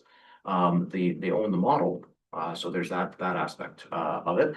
However, I do feel it is a workable solution to answer your question directly, in that we've added in words where it's at our discretion, at the planning department's discretion, at the township hydrogeologist's discretion, the risk management official's discretion. You will see time and time again in these policies, and even the ones in the other parts of the county that solely just impact our own municipal wells will use these words where appropriate, where feasible, at the discretion of. And that does give that site by site ability to work through that. That's helpful. Two just last points here. I realize we've talked about this a lot. I guess the one thing that was still kind of in the back of my mind is this whole Clare Multi development, right? And that large chunk of land is going to look very different, 10 years from now than it does today, type of thing. What will that impact be on the township? It's going to be hopefully minimal, but realistically monumental. I think, and within this agreement, like, how do we account for that the best we can, knowing that the water circumstance that we find ourselves in today is quite different a decade from now. And what I wouldn't want to have happen is discussion 5 years or 10 years from now saying, oh man, I wish we had addressed that, knowing which way the wind's blowing on this. Yeah, through the mayor, maybe I'll start and then turn it over to Stan, because I wasn't very involved with the Clare Multi work. There is definitely a connection between the WPQ policies and that Clare, from what I understand, the Clare Multi settlement. However, there are also two very separate things. So Clare Multi is within the city of Guelph boundaries, so their policies under the WPQ and their official plan apply there, not ours. Now, in terms of impacts, I'll turn that over to Stan. I know. Yeah, if I may, through Mayor Sealy to Councillor Hurst, we were very concerned about that when it first came to us about 5 or 6 years ago. And the biggest part of that was the groundwater recharge.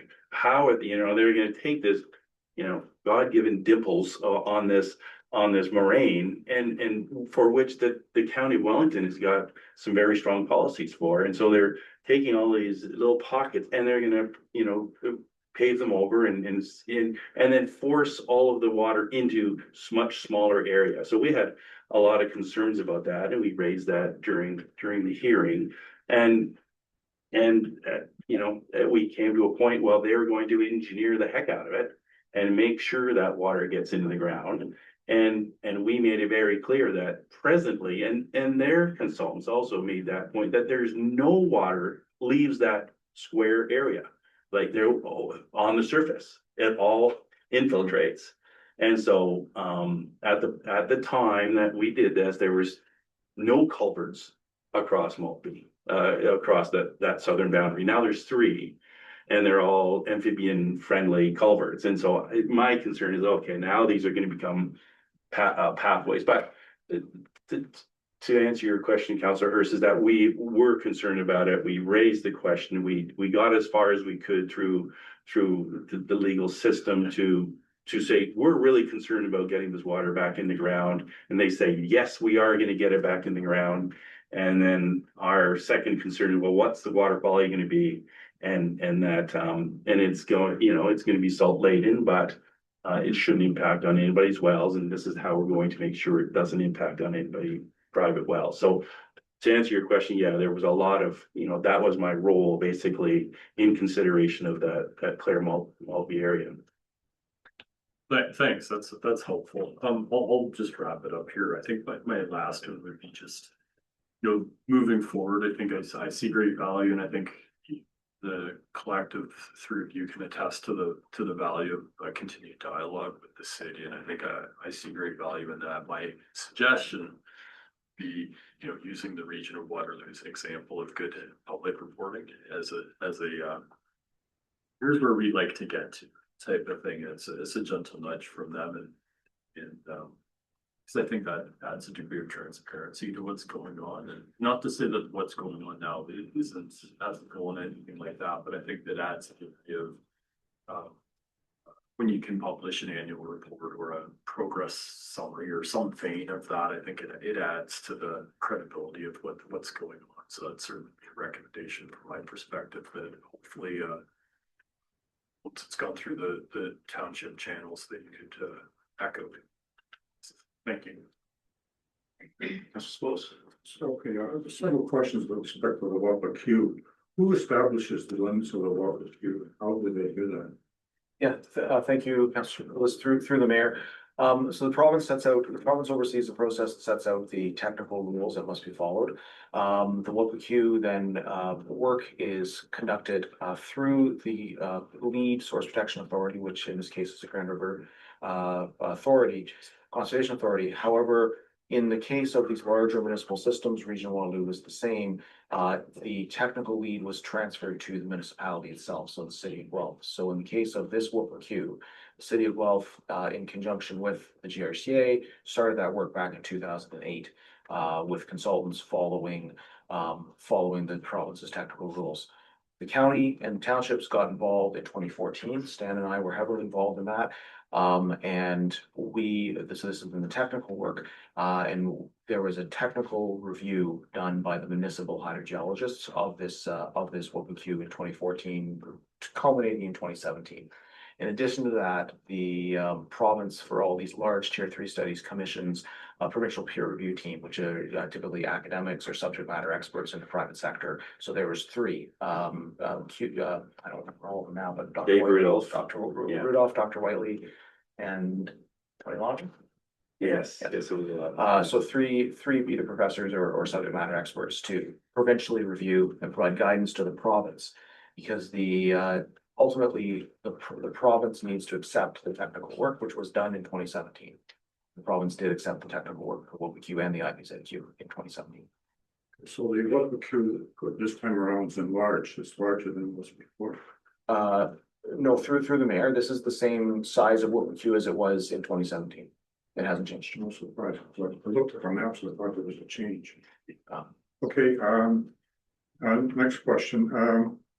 One of your recommendations is that the township hydrogeologist comments should be reviewed, discussed further with the township hydrogeologist and the risk management official, and edits made to the policies as needed. Is your intent to have that happen as part of the submission to the GRCA? Yeah, thank you, Councilor Lewis, through the mayor. Yes, however, in conjunction with the GRCA or the Lake Erie Resource Protection Region. So there is, the Lake Erie Resource Protection Region is the overall lead for this pre-consultation and public consultation. In my discussions with Jan and with her staff, the idea would be that we would have these discussions with myself as the policy lead, the township as the policy lead, with the hydrogeologist and the GRCA staff prior likely to public consultation, which is, I believe, tentatively February or March, spring.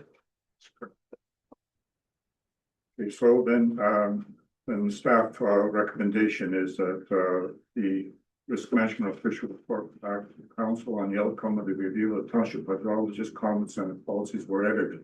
So do you expect the policies to be edited as a result of your discussion, raising the issues that you flagged here, Stan? Councillor Seckles through Mayor Seeley. I don't know the answer to that. I don't know if they will change the policy. I guess I read them, and with my, feet firmly planted in the township of Puslinch, I have concerns about, development and what impact this has. And I know all the effort that we put into the tier 3 model, having concerns about some of the technical work going into the tier 3 model itself, and thinking that Wabiku should shrink, but it never did. And so I'm not sure. I see a lot of changes that will come out of it. I guess I would just somehow, because it was kind of Kyle presented this 2 or 3 weeks ago to us, and I made comments on it right away. We just haven't had a chance to really digest it, and for me to digest it and represent even my own concerns very well, council. But so and I guess I'd like to have that opportunity to sit and say, is this a reasonable request, or is this a fait accompli? Because the province is Sure, creating the I rules. understand the position you're in. Sure, okay, that makes sense. So basically, Carl, your recommendation is to accept the recommendations of the amendments with the caveat that, or not the caveat, that discussions be undertaken and to hopefully come to some sort of mutual understanding or changes that might benefit us as well. Yes, through the mayor, yes, that's correct. All right, I guess a question of staff, can we get Stan's letter, the one that was quoted in the House report? Yes. Okay. And lastly, with respect to our employment lands that we just went through, we identified. So one of the staff might want to consider looking at whether the township should apply for the water taking. In other words, rather than have the developer do that, come do the work in advance to say, okay, this property is zoned industrial. We have permission for so many liters of water taking type of thing. Go to a type of thing, rather than having a developer buy it and go through the works. I wonder if that would make more sense to have the township take the lead. This is to consider. I'm not asking you to do it, just say, look, weigh the pros and cons. Can I jump in? Sure.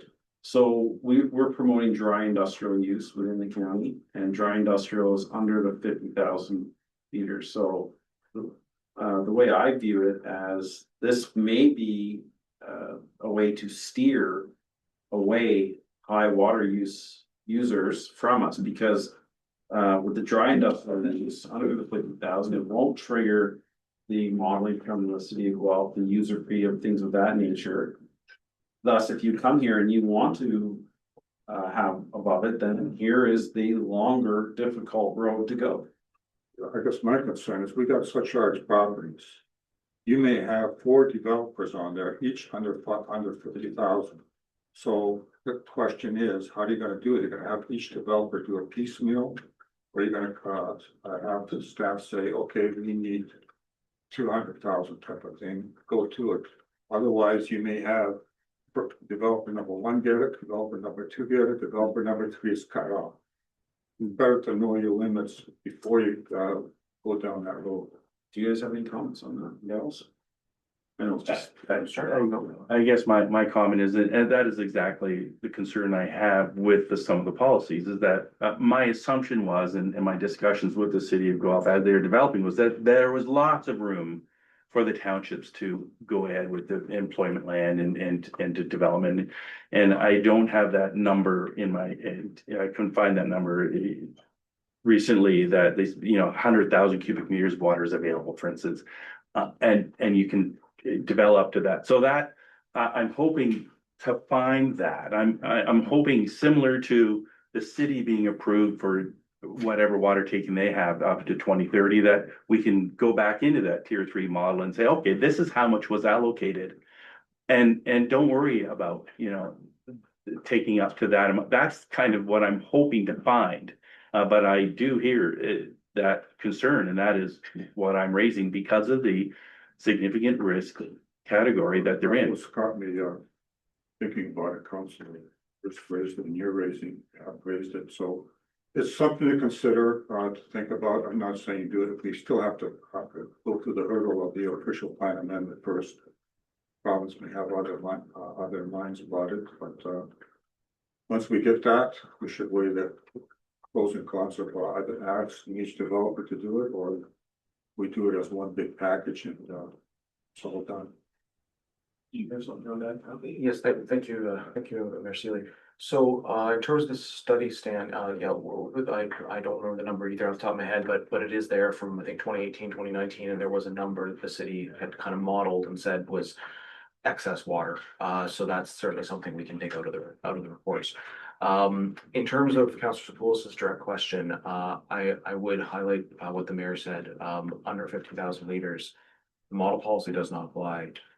And the Part Take water does not apply either. So Councillor Sapoulis, I understand you're talking about potential cumulative impact, which certainly could potentially be of concern, but the individual applications wouldn't trigger that work by themselves. However, hypothetical situation, you have two developments under 50,000, and the third one comes along and wants 100,000. They would have to model the other two they'd have to model all of the water taking in the area, not just their own. Not necessarily, No. Mr. Mayor. It would be at the discretion, because they're following the planning policies, which have been with the planning authority. The Spanish official has some comments, but really it defers to the township hydrogeologist. So if there was a need for modeling of, cumulative effects in an industrial area, then that certainly could be the case. But the discretion of that actually retains with the township. So, yeah, so that's my consideration for staff to consider in the future. It's not something that we have to have some back burner. That's all I have this morning. Thank you. I just wanted to add, Councilor Sapoulis through Mayor Sealy, that we have already requested that the tier 3 model be used by a couple of the very large water taking applications, specifically the 2 quarries, Glen Christie and Lafarge. We have requested that they use that tier 3 model because the water takings are so large and the drawdown cones overlap with the City of Guelph drawdown cones. So that would be an example of one that we would definitely recommend use the model. If it was a smaller taking, like an industrial taking of over 50,000 liters a day, we would have to evaluate that on a case-by-case basis, I think. This is very difficult to understand, but understanding that the Wabakoo area didn't change. However, one of the things you stated initially was that the risk level assigned to that was high. They assigned that, with the biggest circle, it's a high risk. Is that arbitrary for them? Or is that driven by data science? Yeah, thank you, Mayor Sealy. That's driven by the provincial technical rules. So there's a significant, moderate and low risk destination that there are rules set out that they must follow. And this met the threshold for significant after our reviews. We did have some concerns back in 2014 and 18 about it. However, ultimately the provincial peer review team didn't agree. Correct.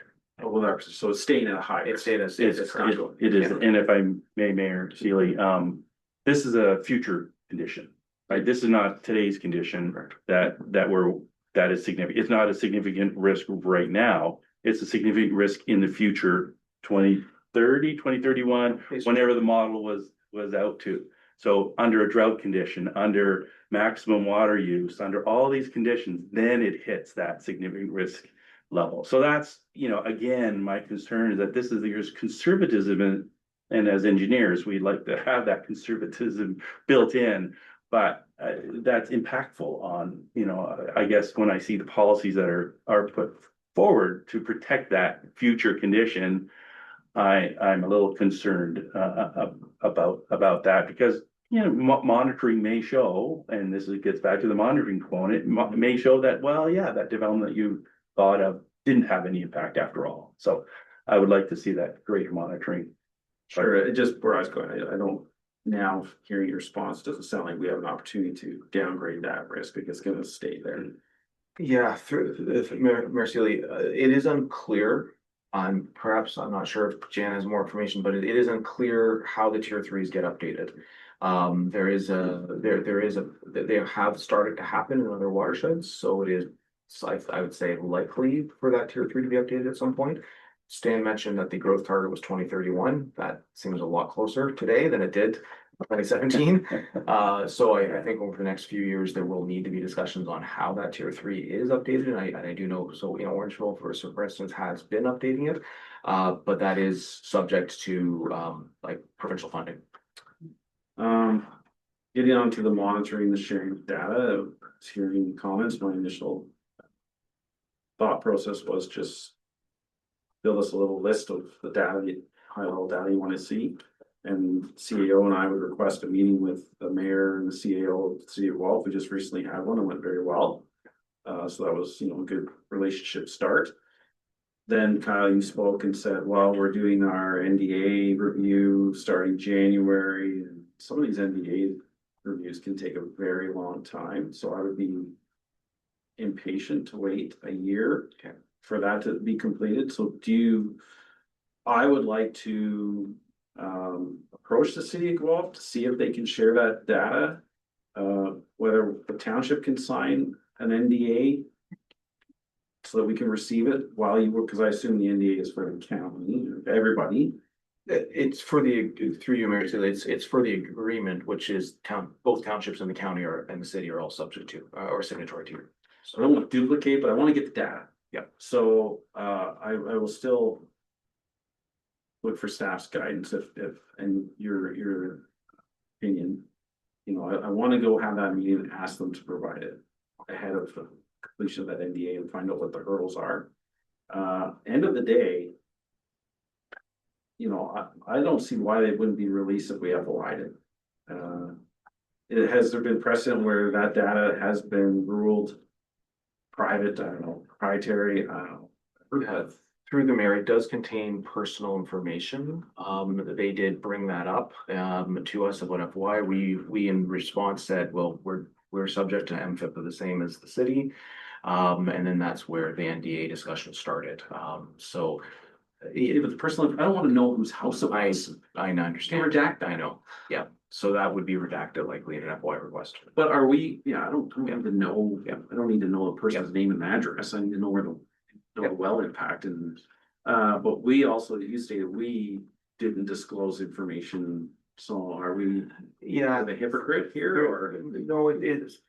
Thank you, Mayor Sealy. It's actually a related but separate issue. They were looking for access to our internal source water database, which we didn't wish to provide. So I'm not. So we were discussing that. So yes, we can certainly. I answer your question though. Your earlier question certainly would be helpful. A meeting or some direction, would be helpful for sure. So I'd like council just to, probably get an endorsement for the CAO and I to arrange a meeting with the appropriate, I want high level staff and, you know, I think that if you could start with the CAO of city and the mayor, say, here, we need to work through this, has some major impacts. Hopefully they stay, they'll redact the personal information, if not, then. Well, we've got a working group and they're building relationship there. So I'm just wondering if we give direction to the working group to ask for this information more formally. Is that, to me, that would be a first step avenue. And then if that's not working, maybe doing a separate meeting. Thank you, Just my Councilor. thought. Through Mary, that could happen. That could be an approach as well. So what's more formal than sitting in front of them and asking them, what do you want? Want a letter from council directing you to request that data? And then we'll see their response. That works for me. Yeah, I think that's appropriate. Do you want to draft something real quick? Or Yes, just to yeah. take it as direction? No, for you, Mr. Chair, I've been working on it as we've been discussing, just kind of listening to it, and I appreciate the comment around not wanting to kind of damage whatever relationship building has already taken place. So I think staff can prepare that letter with the direction from council and provide it for the working group. And then if it needs to be escalated from there, we can circle back. I hear you on. I think it was, you guys, I'm not sure it was the side of the table, about the inspections and the cost for the septics and the replacement in the wells. And that was the first time I've heard there's a program. Sounds like it's a grant program that they get partial money for septic upgrades that. Through Mayor Sealy, the inspection cost has been covered actually through that agreement with the city of Well for the regional Waterloo. So the cost of our inspector to go out is Oh, I covered. understand that. I thought you were meaning there was a fund for the homeowners. So no. If they have they're remedial 100%. actions, that is Okay. that is on them. Yes. End of the day, it wouldn't be a great experience to have an inspector come in and say you need to upgrade your septic, but if your septic's failing and it's impacting groundwater, I would assume a residential well would be shallower than the deep one we're trying to protect, so there's maybe potential for them to affect their own well. So for me, at the end of the day, the inspection is being covered by the city is appropriate. Unfortunately, for the cost of the homeowner to upgrade their septic, but it's to protect their drinking water as well as their neighbors and things of that nature. New developments, and I hope it's the case. I know I have a tertiary treatment system. New developments have more modern septic systems for the effluent to be of a better quality. So yes, not great that it's a higher expense, but at the end of the day, if we're finding failing septic systems that are potentially contaminating drinking water for people, that needs to be addressed. So If I may, Mayor Sealy, one point of clarification. This amendment isn't actually about the septic systems. There's only 56 properties in the township of West Lynch that are subject to that mandatory septic inspection program. won't the new WAPA bring that? Oh, I thought that's what you were The saying. new Whopper Q is not about septic, it's about. Oh, I it's about misunderstood. study. Yeah. I thought that, well, I knew that there was others in the township. I think there's someone town line is over in Arkle. Correct. I thought this new policy was then going to treat, a whole bunch of new people were gonna be required. Oh, well, that's good news then. However, I believe, when we really do bring new wells in, so the new southwest well, for instance, that would bring in new septics. Well, the one I just said would apply. Yeah, to correct. so that's important, but sorry, I misunderstood that. I thought right away it was gonna cause this inspection. Not so Whopper Q. Are your costs today covered by this agreement? Indirectly, yes. So, yeah. You'll capture this, but fine. Alright, so to receive the report and the council of the Township of West Lynch endorse the amendments to the Grand River Assessment Report and Grand River Source Protection Plan. And provide comments for consideration as per section 34 of the Clean Water Act. And that the risk management official report back to council on the outcome of the review of the township hydrogeologist comments and if policies were edited. And whereas West Lynch Council continues to be concerned that the primary hydrogeological model is owned by one municipality, the city of Guelph, who is the largest water taker in the Tier 3 study area. Council suggests that ownership should rest with either the province or a watershed-based agency. And the council directs staff to formally provide a letter from the township requesting the detailed well monitoring that the city has conducted to assist in the ongoing review of the Tier 3 study area. One last scribble. for the employment lands, can there be a special policy area? We can certainly take that under direction and then look at that, please. So the policies were drafted ahead of the employment land, so we can certainly, look into. Let's stick with it. Okay. Through the word, please, that's fairly, any last comments, and stuff that I raised? Fair. Thank you very much. Appreciate the work, as always. No, thank you very much. I know way too much about aggregate wells. It's just a toe in the bucket, your knowledge, but. Thank you very much. For me. 73. Is it this? Sorry, I'm sorry. Oh, standards, sorry. Do you want me to stay? Yes. Okay. Oh, yeah. I just had to, let Palmer know that it was late for lunch. Say if I know it for us.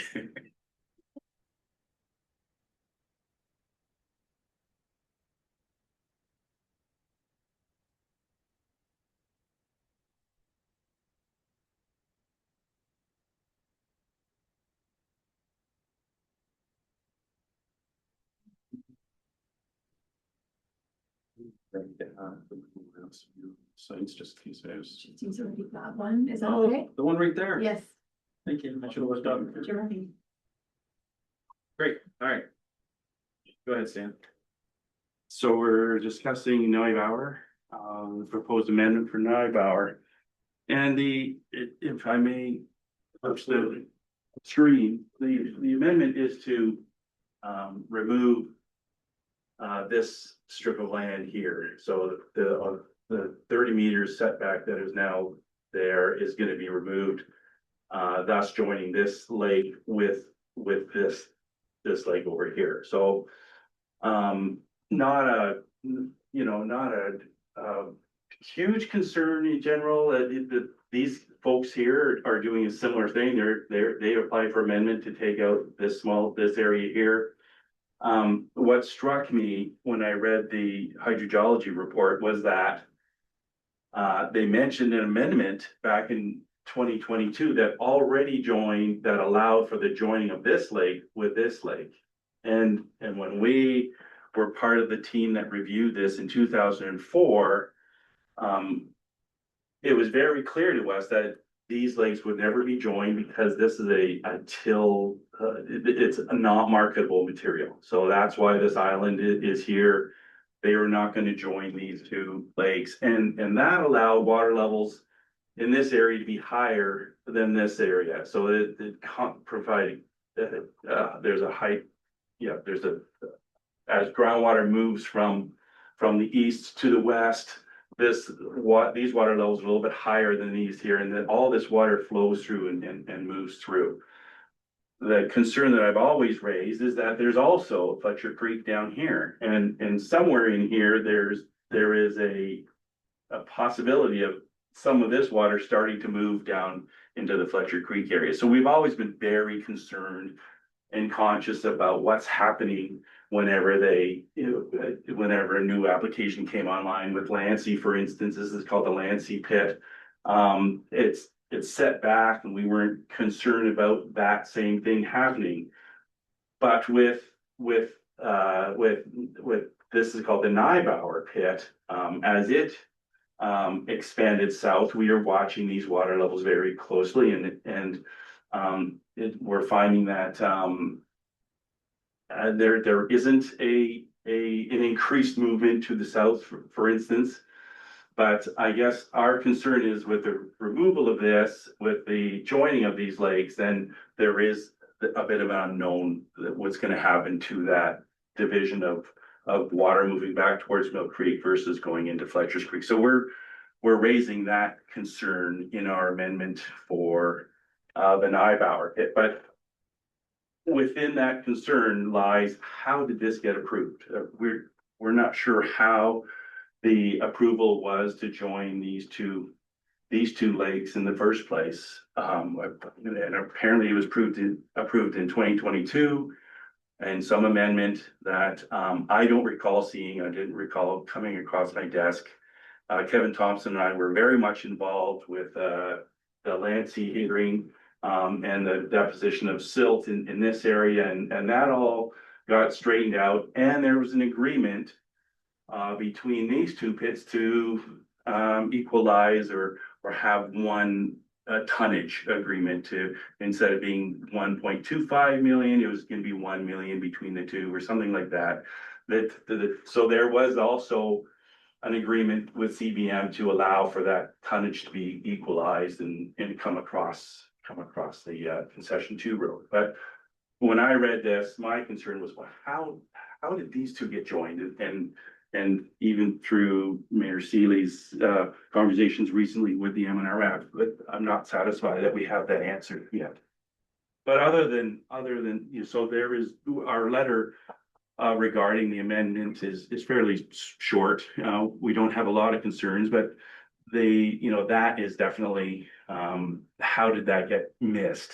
And because that separation of those two lakes is actually significant to me, and I would have commented had it come across my desk 2 years ago and say, well, no, we don't want to see that. We don't want to see that water moving, you know, from that north pond to the south pond, because that's keeping water moving towards Mill Creek, for instance. Anyway, that is the nature of my concerns with our application. Can you, it's a little off track, but can you remember the Big Lake proposal? Yes. Can you show which parts would have been removed for that proposal? Yeah, thank you for raising that question. Thanks, Mr. Seeley. Is that the Big Lake would have encompassed all of these pits. And that barrier would have come out, these barriers would have come out, this barrier would have come out, the concession 2 road was proposed to be removed. And so we would have ended up with one large lake. And, you know, with the idea of conservation lands, picnicking or whatever, was behind it. But, you know, that what came before that, what we worked on was, we recognized that, well, if you did that, if you removed all those barriers, there would be a much easier movement of water, either towards Fletcher's Creek or too much water getting to Mill Creek and being warm and some hydrological changes that would occur. So when we actually were commissioned by the township to make a groundwater model of this area, and we recognized, well, if you did all that, water levels would be too low here and too high here. So a hydraulic barrier would have had to been produced or developed in this area, and which basically what they're doing now, but it would have been studied and determined. So there is, you know, there is a process to go through. If you're going to start taking out all these little barriers and join all these lakes, that's fine. And I think that might be a nice end goal, particularly if you left some islands and stuff. But you've got to do it in a way that we understand what the hydrological implications are. And that's why I was concerned about all of that silt being put in there, and there's groundwater trying to get to Mill Creek here. And you can see here that they did build a moat. And as we requested, they built a moat around that silt pond, because groundwater moving through here now can still get to. Well, the moat is built? The moat is built, yes. Okay. Yes, it is. So that at least allows, you know, all of that silt there, which is a barrier to groundwater flow this way. It'd have to either come around or get squeezed between this area. At least now there is an open water body for it to move freely. Okay, that's why I asked, because I wasn't sure if they were piecemealing the Big Lake, because I didn't recall how big the Big Lake was. Mine's big. Yeah. And then just lastly, before I turn over to council, they own the adjacent property to where the island's gonna come out. They own those two as well, where the fish farm is there. Yes. So I've forecast that they're gonna then ask to remove that barrier. Can you make comments on that when you comment on this, that, you know, just review whether if they go for another amendment to remove the common barrier between the fish farm and the current application, the implications. I want it on people's radar. Because it just seems sequential to me. They're just gonna work from east to west, taking out, oh, there's a road there. There's a road there. There's a road there. Side Road 20, I think it is. Right. Yes. It'll So stop there. you will have say in Right. that matter. Yes. Forgot about the road. Yeah. Yeah. Right, but that was part of the Big Lake consideration, that Okay. road would be truncated. As would concession 2 road. Be lost. Okay. So. Mr. Bailey? Yeah, thank you. My head's going to, how do we get modeling for seeing what the impacts will be? You mentioned that you had some modeling when you were doing the Big Lake proposal. Is there a way to take that modeling and just kind of chunk it to this part and see what implications would be? Or can we request they do some modeling? How do we get a better understanding of what the implications will be?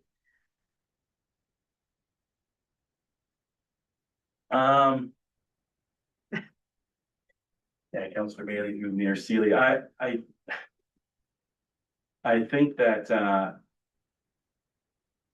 on a smaller scale, you know, we're talking, you know, from, if I may, the water level differences between this lake, for instance, and this lake is 30 or 40 centimeters. It's not very much. And so, but then but if you started to remove all of these barriers, then now we're talking about a meter of water difference. And so that has much bigger implications, and water is going to be diverted from this area, coming through here and coming out here. And there's a lot more significant potential impact. So the removal of this barrier is really in the matter of the 20 or 30 centimeters.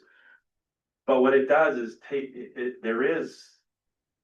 this water level is high here, and it's keeping water from this area from moving down into this area. So we'd like to keep that from keep certain groundwater flow directions occurring. And so that's why I'm trying to get to they haven't removed this barrier, this part of the aggregate site yet, and they haven't joined these yet. That's the application in front of us. But in terms of model, I would say that I wouldn't have asked for it, and when I reviewed it, I did not ask for that in anything. It is a fairly minor change in water levels, but it has implications as to, you know, groundwater flow. So, you know, maybe it's just harder to be confident in a model on a smaller scale, but on a larger scale, it was important to have that, if that makes any sense. It's just that there's not enough data points to look at just this one small change, but there are many data points over this whole aggregate resource area that we could be confident in a model. Are there monitoring points, direction is that? So this is south. Yeah, are there monitoring points south to be able to? Yes, there are. Okay. When Nybauer was approved, we insisted on a monitoring station down here and here, in order for us to review that hydraulic gradient. And I included that in my review. And there's many monitoring points along the south shore of the Puslinch pit here. Not very much so here, and many over here on the Dufferin side. Dufferin side has got to be the most monitored site in the province, I think. But yeah, there are some. We do in fact have a threshold agreement with CBM that if this water relationship changes, then they would do something about it. So it is on their radar, and it's on ours, and it's in their site plan already. So we're receiving the recommendations to. Okay. Concerns? Really don't have a lot of questions. I think that, well explained. I think I'm supportive of the recommendations. No, I have the one comment staff have incorporated, to do with, them having. They're gonna give it review this without our consultant input, and I want that to be, stated in the last, time, so, yeah. Paragraph, so that was included with that. Thanks, Stan, for keeping up with all this stuff that's coming through on fast. It comes with age. When you have the memory and you have the when it's there. I think, well, you saw my emails, the last couple of days. I feel we need to meet with, M&R, with Stan, the CAO and I. And discuss, I agree with you, my recollection of the, Newbauer amendment was around combining the tonnage. I Yes, don't recall any reference to removing that barrier. From my understanding from you, that if that goes forward, then this current amendment is a moot point. that's correct. So that's where we need to focus our attention is bring the, and maybe there was miscommunication, give them the benefit of the doubt. Mhm. But let's get in front of them because we still have an opportunity to say our piece about it, that they could rescind the approval. The silt this depositing, because I remember from years past, the Newbauer was very high in silt and would raise concerns about where they're gonna put it, and clearly, I mean, that silt pond up there is full, Yes. so where's it going? Yes, and if I may, Mayor Sealy, that is the second, that one of the third concerns that we have is that Kevin Thompson and the township supported. The minutes of settlement that said, okay, you don't have any room to take all that material from Nybauer and put it into a silt pond because they were putting in there illegally.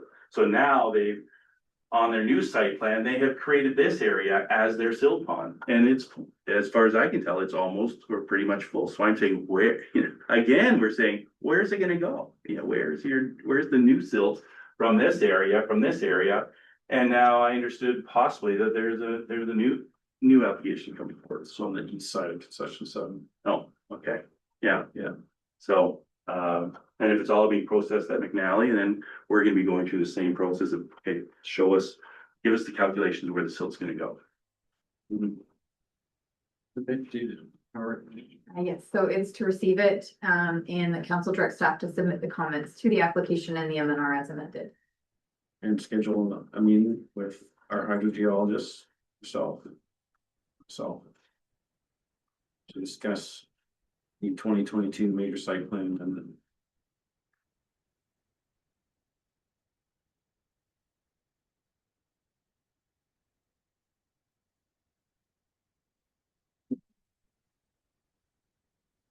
Is there a point where the silt is I'm concerned that eventually they're just giant plugs that's gonna change the hydrogeology forever in there.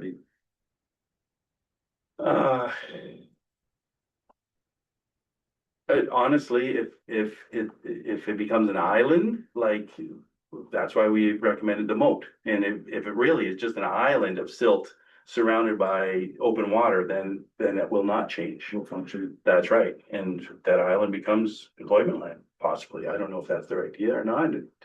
That's what's happening on that little triangle on the north side of the 401 at concession 7. That's now, the main line, I think it's called the Sing property, is being proposed for development, and that's an old siltation pond. Okay. All right, can you move for that, please? Councilor Hurst, Councilor Willis, any last comments? All in favor? That's carried. You can stand. Thank you. Only a pleasure. Anybody gonna take a break? We're breaking. You, Mr. Chair, we can break anytime. I think we have lunch here, so. Yep, how long do you want? 30? Back at 45, about 30 minutes.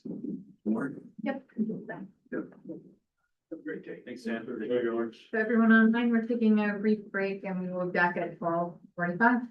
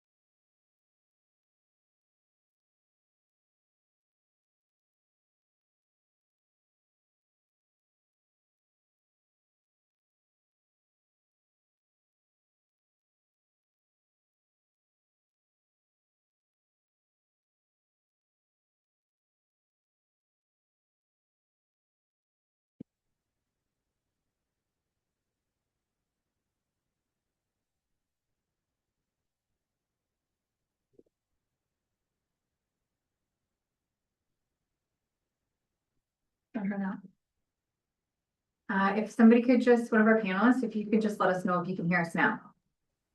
Yep. Yes, we can.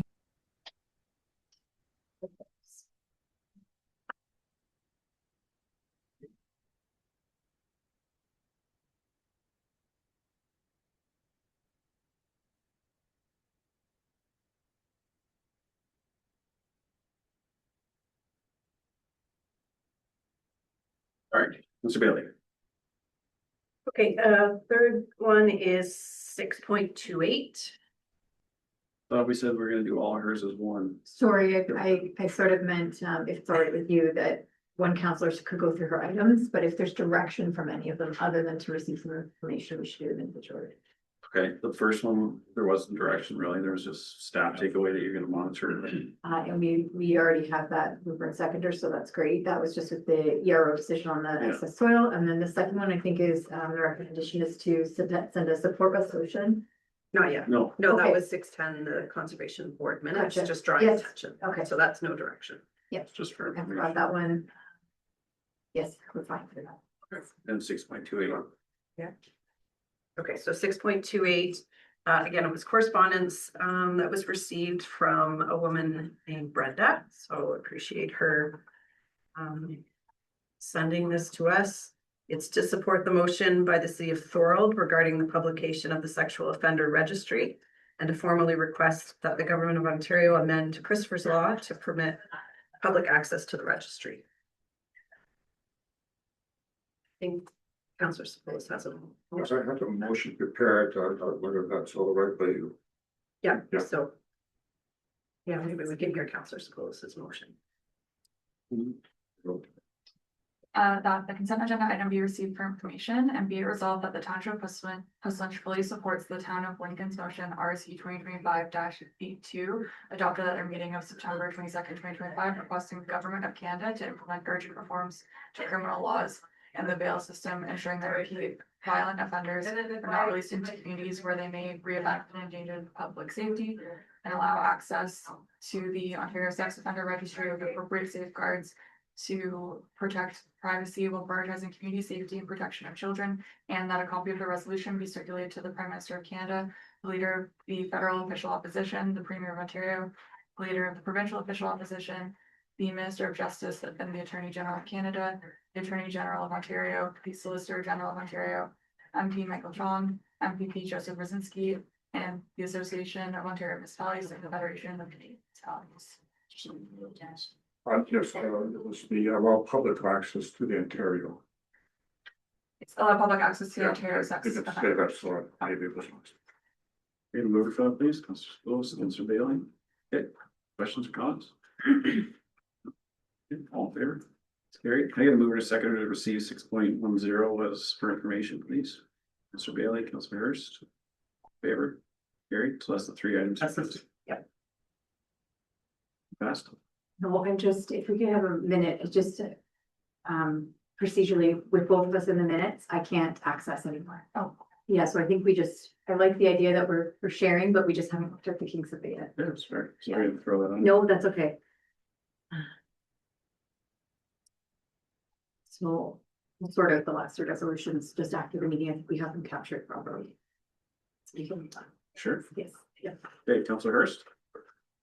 Sure, I had two, it was 6.17, which is the same ish as 6.18. I think really what I was looking for was a recommendation for the township to support the township at Edwardsburg Cardinals request for the Ontario Community Infrastructure Fund to be renewed after 2026.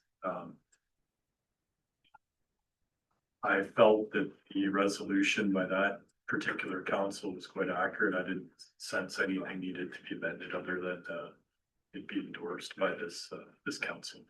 I'll stop there. So Madam CEO, do we just endorse the resolution from, or do you want to copy and paste it? And how do you want to So go? typically what we've done is if we've supported it, we can just say that supported it and we'll send out correspondence accordingly. Councillor Hurst moves that, seconded, Councillor Bailey, questions or comments? Okay, all in favor? Carried.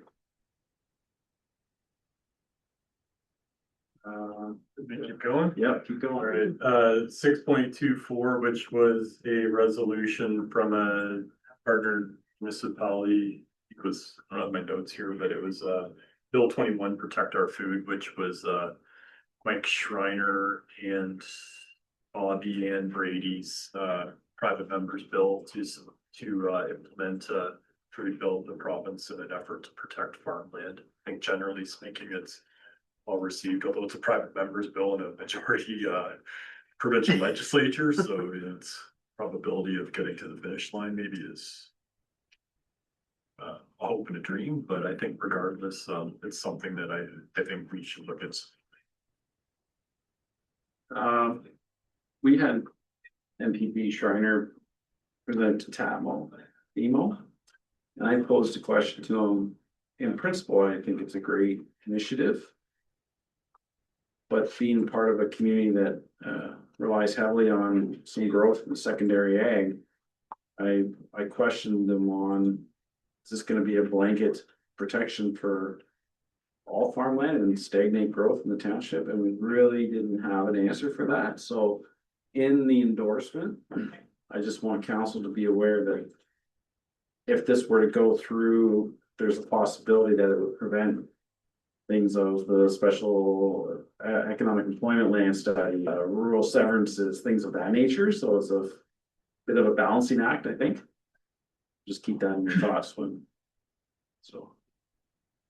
And maybe we could use the word prime egg farming or something like that. It is more your premium land as opposed to your secondary. So you get a compromise there. I would appreciate that, because without knowing the detail, it gets past the regs. Yeah, so whereas council supports item 6.24 as it relates to prime agricultural lands, the council directs that. Land, not land. Yes, Lands, Yep. difference. Yeah, land is 1, lands is 1 to 4. I think. okay. And then just that we send a support resolution accordingly.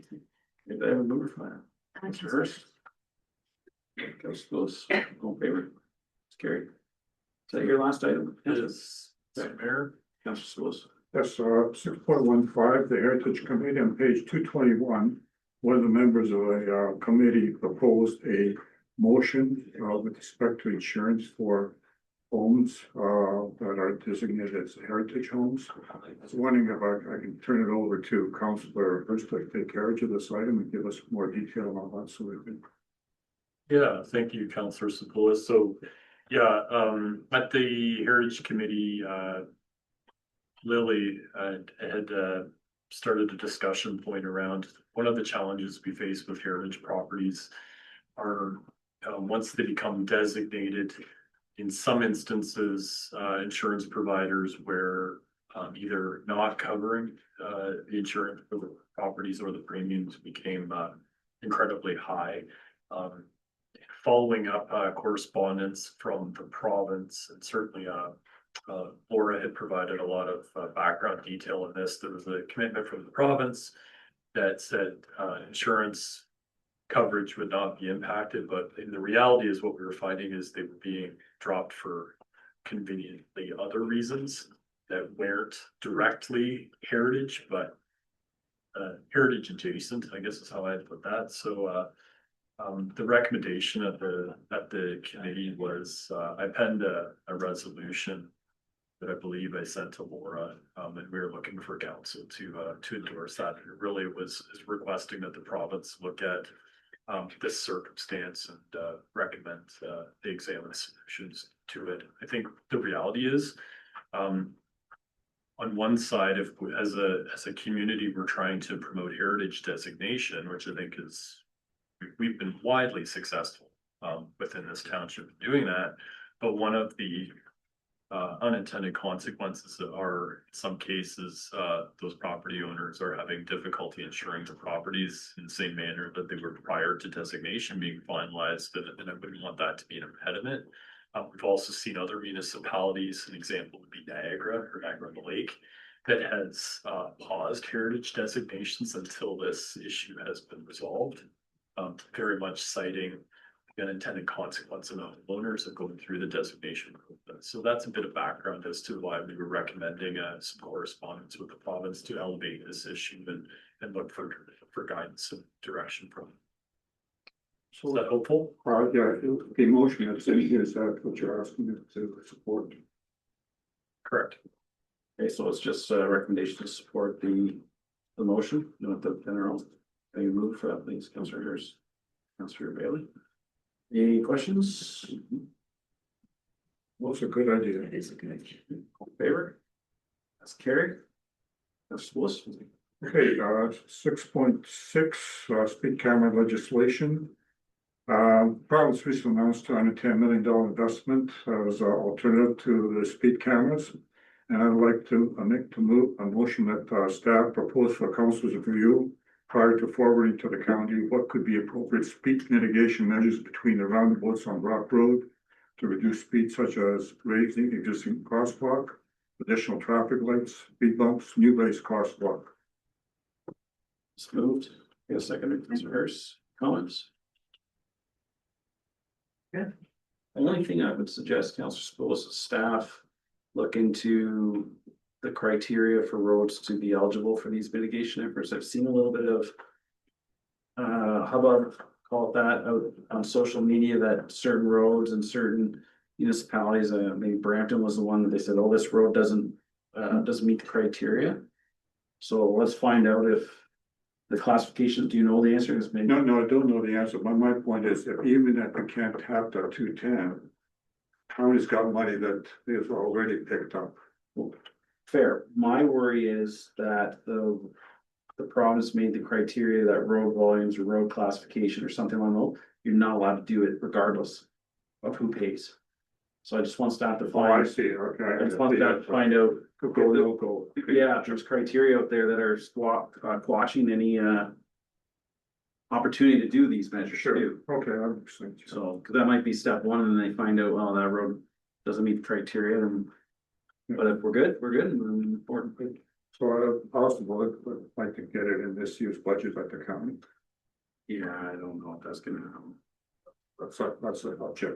Yeah, but it's worth trying, for sure. I'm in favor of putting speed bumps in. If we can get 100%. Yep. Okay, Raised crosswalk, it's not a speed bump. did we have a mover second? Yes. Okay, any further questions or comments? All in favor? Carry. Close. Okay, so we did 618, I believe, and we did, the other two that I've mentioned. And then I guess the last one is 6.29, consolidating Ontario's conservative authorities proposal. Mr. Mayor is one being on the GRCDA board. Can you give us an update on what you know? Yeah. We had one GRCA meeting when the proposal first came out, and the focus was on providing feedback to the province. Our concern was staff, for me, anyway, staff, number one, ensuring, because there was talk of redeployment of senior officials, and this council's aware of impacts of those. I don't think the conservation or the municipalities that fund the conservation should be responsible for any monetary effects to reorg of the senior or any staff at the CAs. Had a meeting with MECP, not me, there was a whole bunch of representatives from different CAs, and what they indicated in that was that the conservation authorities will remain intact as they operate today. I believe that meant right up to the level of the CAO. However, they will be an entity of this larger new regional conservation authority. And they're looking to hear feedback from the municipalities on how the governance structure should look, how many representatives, so if you have suggestions on that, if you've seen the mapping, the new Lake Erie Conservation Authority is massive. Very high level. My first thought was a board of 16, because if you get a board, remember the old city of Toronto, they had 40 something odd councillors, and the province amended it. Feel the province's perspective was that it was hard to get things passed because there's just so many numbers. Well, do they want to go down that track with this new large conservation authority? Is it gonna have a massive board, or is it gonna have 16? But then what's your representation look like if you only have one person there advocating for your needs? I had thought yesterday that maybe the representation on this board should be weighted by the existing CA populations somewhere. So if you take the new Lake Erie and you then carve out the original CAs, and GRCA is the largest, it gets 6 members on the board. So other one gets 2. So base it either on population or geographic size. I would look for advice on that, but that's something I might take back. Conversation came up about the what do you call it, reserves. So GRCA, and I don't know the numbers offhand, but say GRCA has significant reserves and now they're amalgamated with these other CAs. Do the monies that are in the reserves stay in the old geographic boundaries of that GRCA, or do they become part of the larger pot? And this new governing body will determine where they go. And the answer we received from Hassan, what was his Hassan? Yep. Yeah, was that the reserves will be governed by the new board. So that tells me they get put all into one pot. So that is something I'm going to take back to the GRCA. I also posed a question. The initial regulation release stated that this new provincial, they call it body, but I found the term is escaping me, but the new agency, provincial agency, will charge a levy back to conservation authorities for its operation. So in the chat function, I asked about that because provincial agencies, I don't believe should be funded by municipal taxpayers. If you call it being funded by the CAs because you charge them a levy, it's just a workaround. It's still it's a pass through to the municipalities. And the response we received from MECP was that's distant in the future. Initially, the province is going to full fund the agency. They're looking at efficiencies, and they used, I believe, payroll, and I forget the other softwares, but payroll, permitting, things of that nature that the agency would provide, and then back charge to the CAs on. So for me as a board member, a new board member in GRCA, I feel that the charging of the fee to the CAs is likely the less priority right now. If the government is telling us they're going to full fund it for the next, I feel they gave an indication of 5 or 6 years, then that's something we can tackle once we sort out the governance, how many members will be on the board, where the reserves are going, and what else. But the province did say that the CAs will operate as they have. That's not changing. I think that's about the high level I can give you, but that's just in the last week and a half. My thought process will be based on area, not population. Or so similar concept. So do it on area. I would. I know it's on the spot, but I would suggest next. I was going to say next meeting we submit something to the GRCA as I believe will be consulted, but I don't know that for sure. Whether it's through the province, it's on the ERO posting. So maybe let's have staff. Maybe wise to have staff. Is that something staff want to tackle? Just looking at it from a commenting perspective and making a recommendation. Like for the governance levels, do we want a geographic base? Do we want it? How do we want to ensure that our area is represented well? Who's an expert on that? Well, through Mr. Chair, I also noted that I think we'll still have multiple watershed jurisdictions, even with the new layout. I think we're like the most is the Erie, but I still think we'll have 2 others similar to what we have now. So I think we can make comments maybe specifically for our interest, but maybe just generally as well. We can do both. But you're comfortable with taking that away and trying to, or what do you mean? Yeah, so we can take that away and we can take a look at what our recommendation could be. Because they're asking me and I'm just trying to brainstorm. So any help would be really appreciated. Well, Our stage meeting tomorrow. you'll be talking about the same stuff. Talking about it as well, but I don't know what to be commenting on. Those are the high ones from GRCA is, you know, composition of the actual GRCA is changing, is staying. They're not divesting and they're not making the CAs divest in property. They said their services are staying the same. It does seem like it's a governance review, consolidation for governance. And they're really focusing on what should that provincial agency look like. So if staff can come back with some sort of recommendation, that'd be great. And what did they say?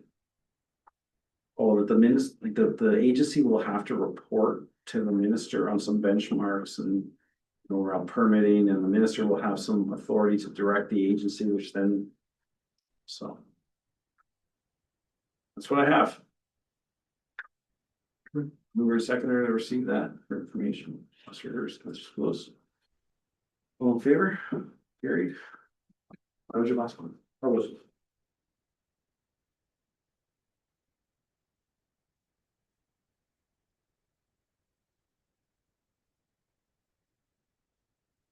That's good.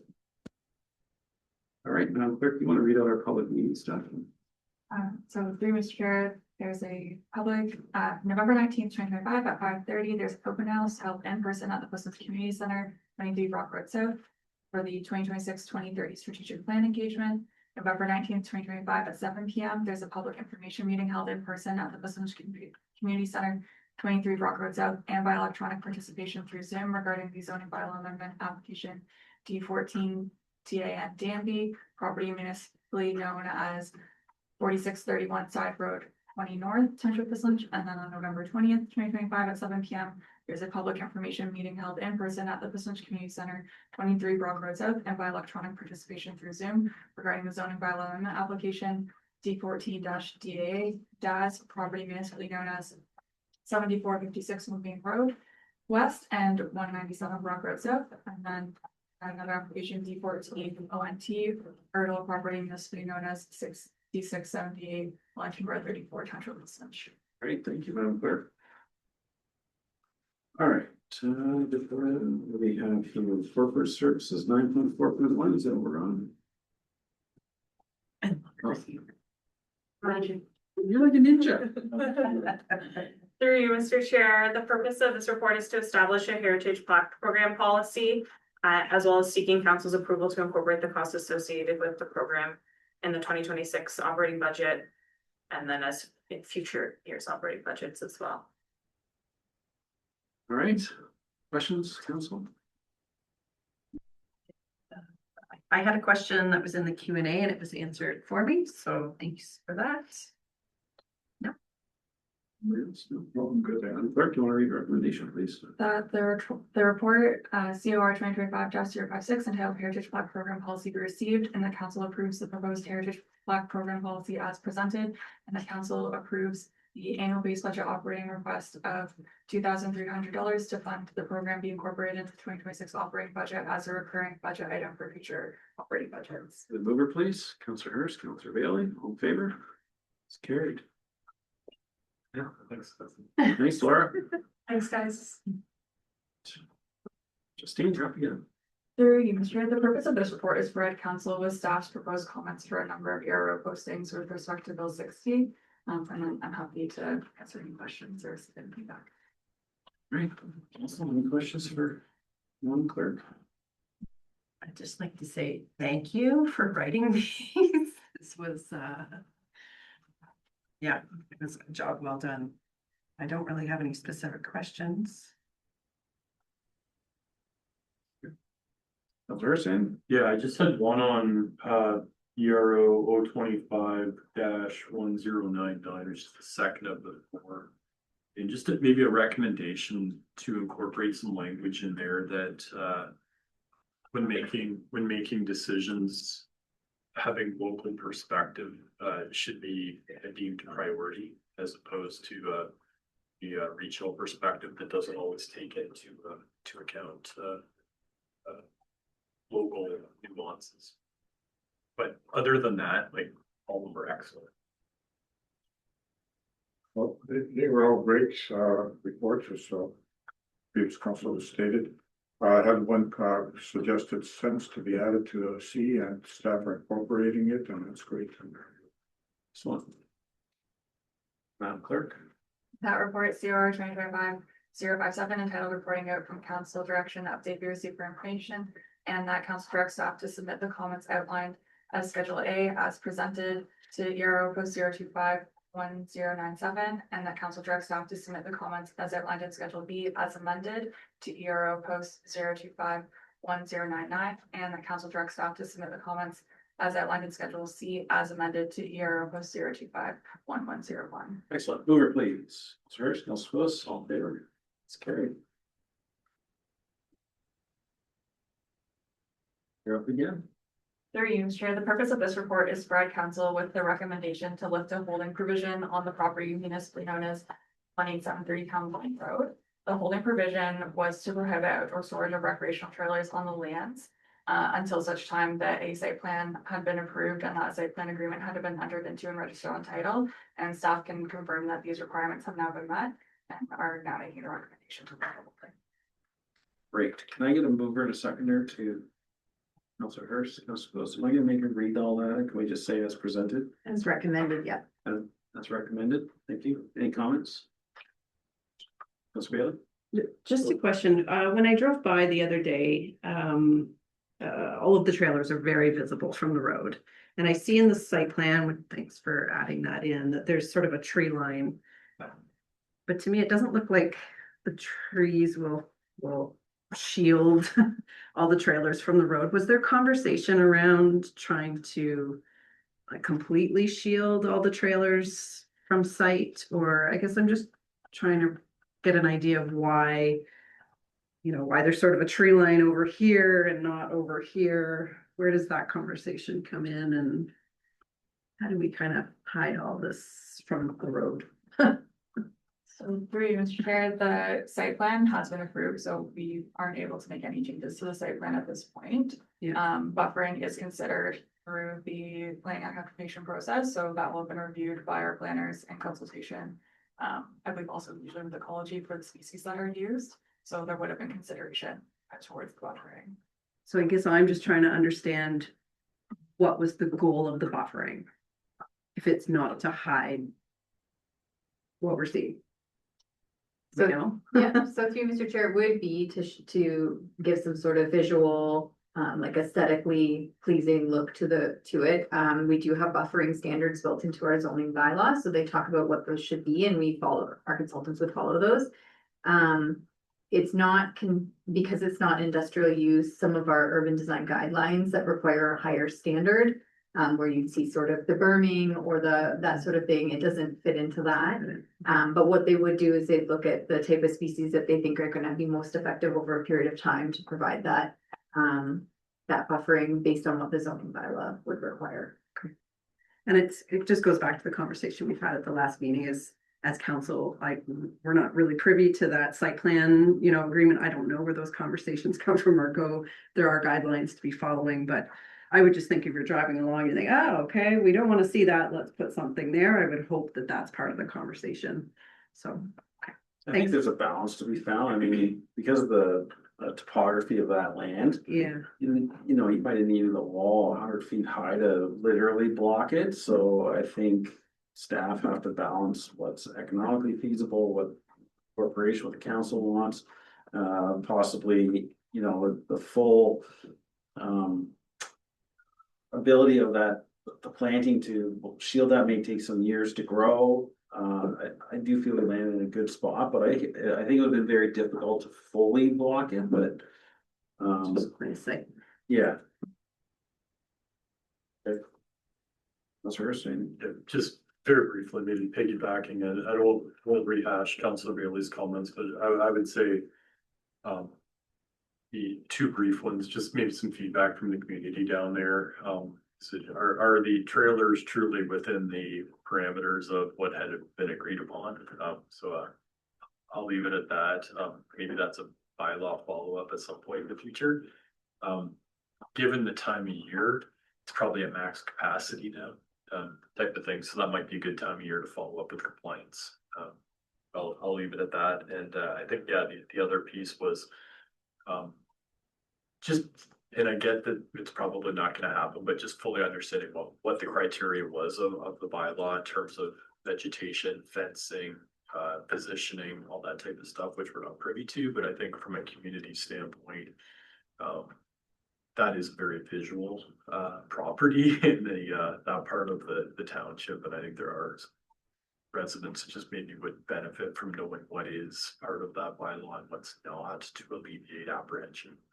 I'll leave it at that for staff to kind of navigate or digest those comments. I don't need an answer right now, but I'm just sharing that's the feedback I've been provided with.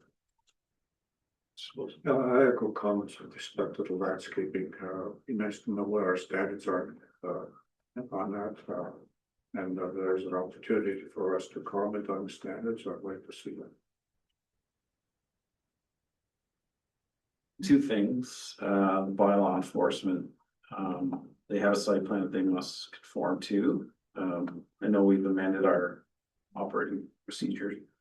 Are we spot checking, or does it require a complaint? So Councillor Hurst, he's hearing this from local residents. Does the message need to be that if you see something that's a concern, make a complaint, or is there a likelihood that we will spot check some of these? So through Mr. Chair, when there's a site plan that's been registered, it's a little bit of a different process when the use existed prior to, and we're working through a legalization process versus a fresh development where it's coming online. Typically with site plan, you take securities, and then there'll be a process to confirm that it's been built in accordance with the plan, and then securities are typically released after that. So there would be inspections. There are likely to be there may be inspections associated with this to ensure that they're complying as a part of the site plan process. And then if there's any securities, they would be dependent on compliance in order to release those. So that's our typical process. And then again, there's no spot checks as it relates to bylaw enforcement because we are on a complaint basis. So outside of the Planning Act process, it would be through our policy, which requires a complaint. So once this is fully approved, there won't be a spot check. So you heard that. Yeah, so it's complaint based thereafter. So if a resident has a concern, then there's a documented process they can go through with requesting an inspection. Certainly. And if we have more of these style applications coming forward that, or I wouldn't say we're existing, but anyways, can we ensure that council understands the buffering requirements? So through Mr. Chair, something that our clerk is working on going forward, it will likely hit the next term of council, but is a very comprehensive Planning Act training for council so that they understand not only the legislative process and the legal proceedings that can follow a Planning Act application, but also what our standards look like, what our zoning bylaw looks like, how those processes unfold. So we can do that review in the next term is what we thought as a comprehensive training. Bearing in mind that if we're making changes to zone standards as it relates to buffering or landscaping or that sort of thing, it does require a change to the zoning bylaw. And then we are working through our development guideline standards at the moment. So council will have those in front of you probably in the next year to take a look as it relates to our ICI properties.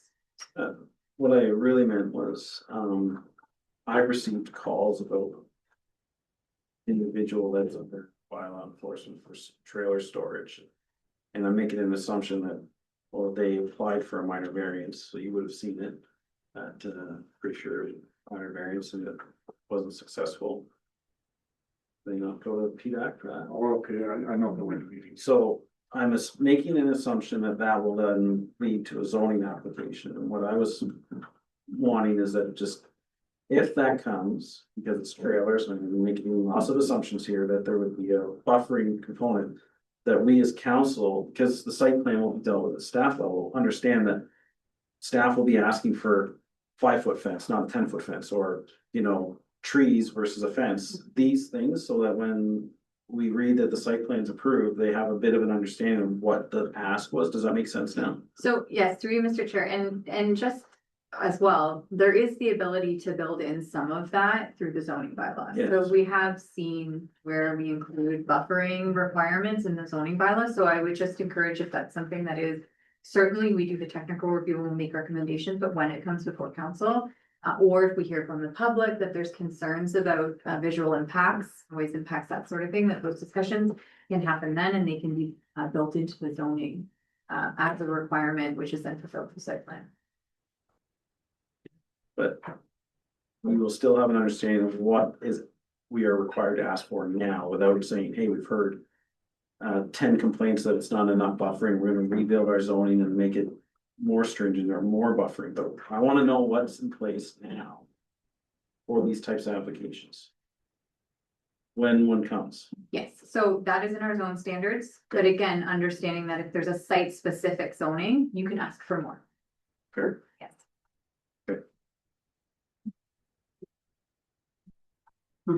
Here is mud. Where were we? That was the lifting of the holding. Do we remove it a second? Yep. We did. Any further questions? No, all in favor? That's carried. Did I skip? Equipment kennel licensing. Yes, kennel license for some reason I skipped one. All right, Justine, you are busy today. Through you, Mr. Chair, the purpose of this report is to seek direction from council on undertaking a comprehensive review of the township's kennel licensing bylaw provisions for dog daycares and in-home kennels. Just for council's information, the township zoning bylaw prohibits kennel uses unless they're specifically permitted by amendment to the township zoning bylaw. The County of Wellington's official plan only permits kennels on lands designated as primary agricultural lands if it's an existing law of record, and then on lands that are designated as secondary agricultural. So for a kennel to be permitted within a settlement area, this would require a township initiated amendment to the County of Wellington official plan, as well as an amendment to the township zoning bylaw. So at this point in time, staff are not recommending to do a township initiated OPA or ZBA. Now council may consider an amendment to the township's kennel licensing bylaw to permit an in-home boarding kennel license that would permit boarding a maximum of 5 dogs, including any dogs that are owned by the property owner, and the purpose of that requirement would be to ensure that dogs are kept in a humane and safe environment, while ensuring that there's limits on impacts to neighbors. So if council desires to have that review, we're recommending that it be considered as part of the 2026 corporate work.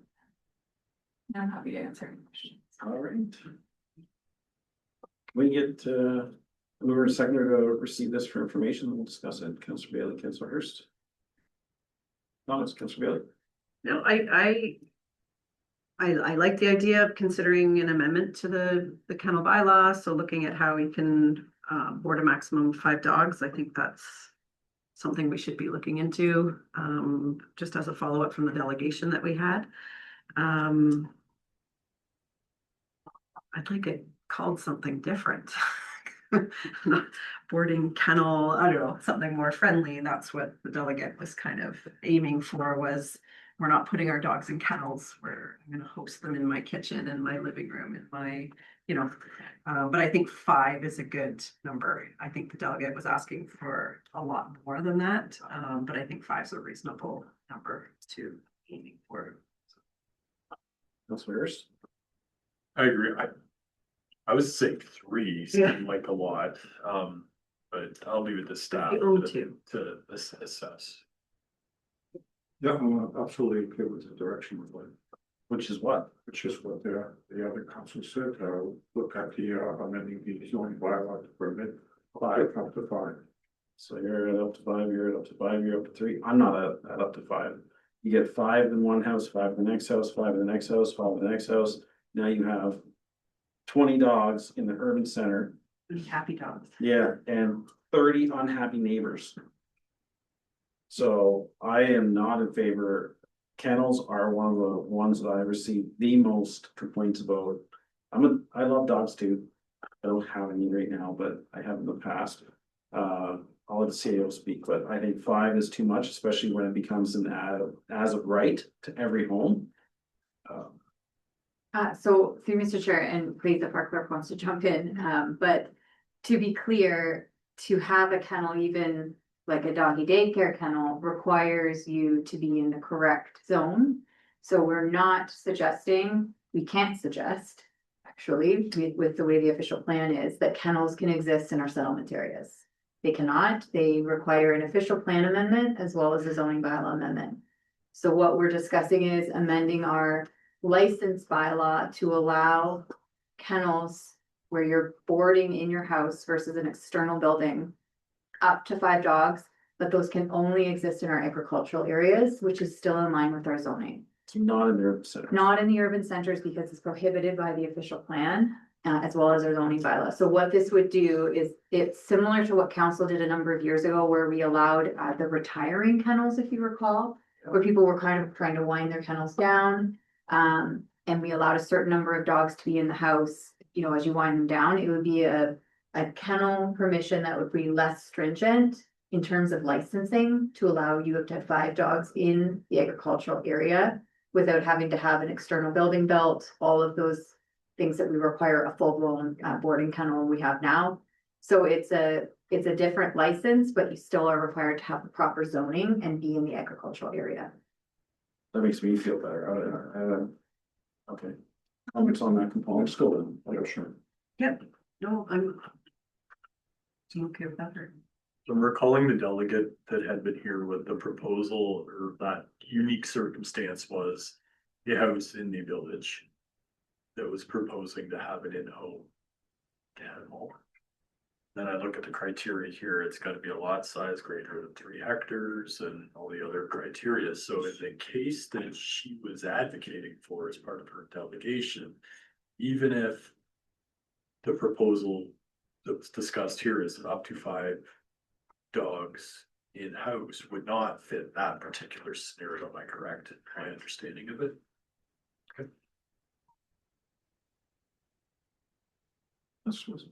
Yeah, and I would think staff would be looking at 5 for a maximum for a property size of this. And scale it down accordingly. Certainly don't want quarter acre lots. Rural or quarter acre lot having 5 dogs, certainly 2 or 3 might be. With the clarification from the CEO, I feel much more comfortable with this. I for some reason thought this was gonna be in the urban centers on the small lots, rural countryside. I think 5 is appropriate number for a large property, wanting all those good reasons, but I thought inside with the higher density homes, parking, the waste, it's a. It leads to land use conflicts and complaints big time, and how do you, and yeah, so. I can support looking at the licensing for the rural agricultural system, up to 5 dogs, those lines, I think that's good avenue. Can I ask a different question? So that's that topic. That was the recommendation from staff. Moving to what the delegate had come forward requesting. Is there any, what's the right question to ask? Is there any way to do sort of like phased, if you're on, and it has to be agricultural land? So I'm on a agricultural 1.8 acres. How does that work with the kennel, the current kennel bylaw, and then how could it change with this proposal? So through you, Mr. Chair, kennels are not permitted as a right anywhere in the township, meaning there's no lot unless it's been site specifically zoned for a kennel that has permissions for a kennel through. If it's in the agricultural area, it's just through a zoning bylaw amendment. So if you want a kennel in the township, our zone standards say you have to file an amendment and you have to do that. So during that process, all of these criteria would be looked at, and it would, you know, consider proximity to other houses for noise, things like that. And then what we consider as well when we work through zoning bylaw amendments is, we don't necessarily want to zone a property that can't comply with our kennel licensing standards. And when we're considering all of that, it's an external kennel outside of the house. Yes. How do you do internal We within the don't. house? We don't have permissions at this time. So is there a bylaw we could be adding? Other than amending what we have, or is amending the way to do that if we wanted to look into something inside the house? So through Mr. Chair, that is what we would be investigating as part of the corporate work plan to amend our current Okay, bylaw. I just wanted to make sure that was now fitting into where the delegate had come from.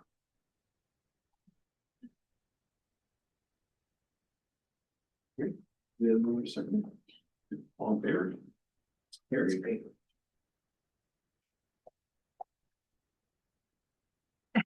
Go ahead, Justine. Through you, Mr. Chair, the purpose of this report is to recommend to council to authorize staff to issue a letter of concurrence to the Innovation, Science and Economic Development Canada with respect to a radio communication tower proposal for 7867 Small Road. The proponent has satisfied the requirements of the township's radio communication protocol policy, and there are no outstanding comments regarding the communication tower. We did not receive any comments from the public, and therefore staff are recommending issuance of the letter of concurrence. A mover and seconder to, for the recommendations in the agenda, Councilor Spillis, Councilor Bailey, any questions or comments? Mr. Bailey? Yeah, just one question. I know you said we hadn't heard back from any neighbors. Do we, and maybe you don't know that, do we have confirmation they received correspondence to know about the tower? Through you, Mr. Chair, so staff did send the notification and we did not receive any returned letters. So we didn't receive any comments and we didn't receive any returns, so. So the assumption is they've received it and they have no comment. There's the neighbor is much closer than the property owner in terms of where their homes are, so that's just a big impact to that neighbor. Okay. I would echo Councilor Bailey's, like it seemed peculiar, just looking at the mapping, that house is right across the road from a big tower and they either don't know or are oblivious to it, or but if the process has been followed, then I gotta respect that. But it seemed peculiar. Just a notification, were they sent by Canada Post or were they, hand delivered? Through your chair, I believe these were hand delivered due to the Canada Post strike, that's giving the timing of the application. That's more comforting. Yeah. Absolutely. Yeah. Great. Okay, all in favor? Carried. 9.5.1. This is Andrew.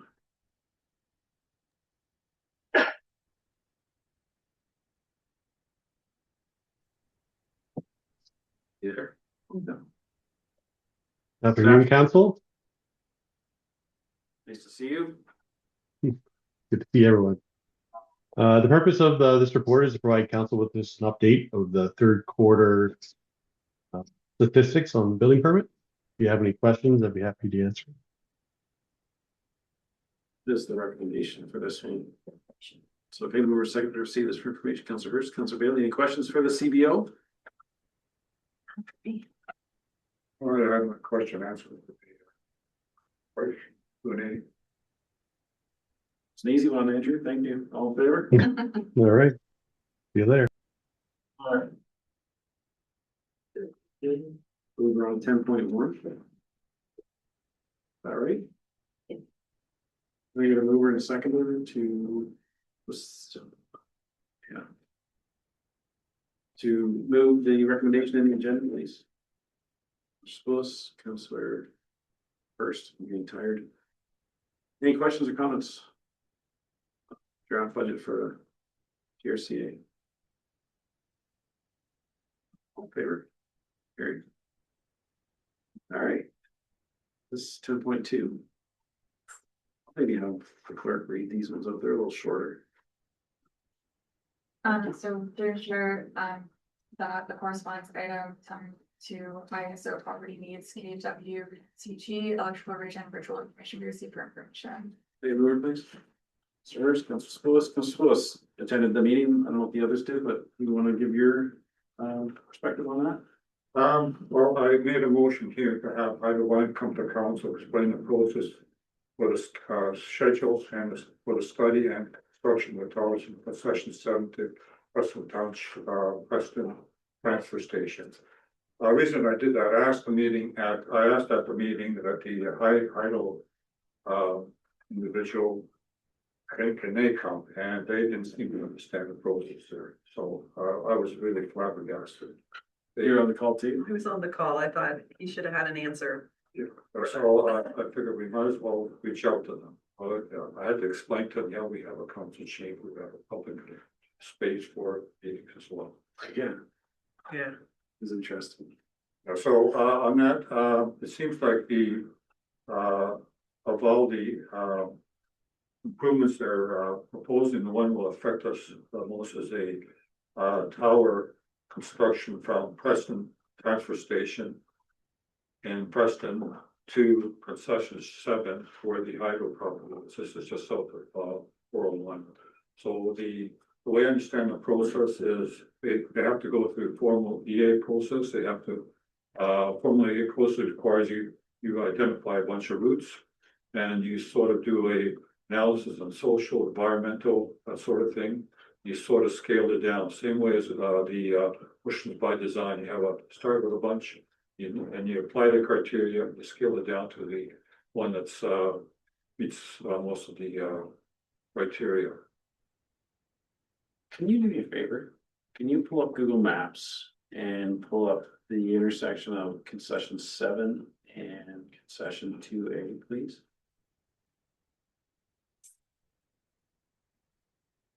So while Corey's pulling it up, I posed the question to them as well that they're planning on building what do they call it, transfer station? No, there's a transfer station existing, but what's there? Okay. No, they're planning on building one Oh, on yeah, the land, right? So the transfer station on the Ontario Hydro owned lands, as well as that's the start of this new transmission corridor. Just Here. yeah. So you zoom out a little bit. So see right across the street from the triangle? Here. Believe it's that property.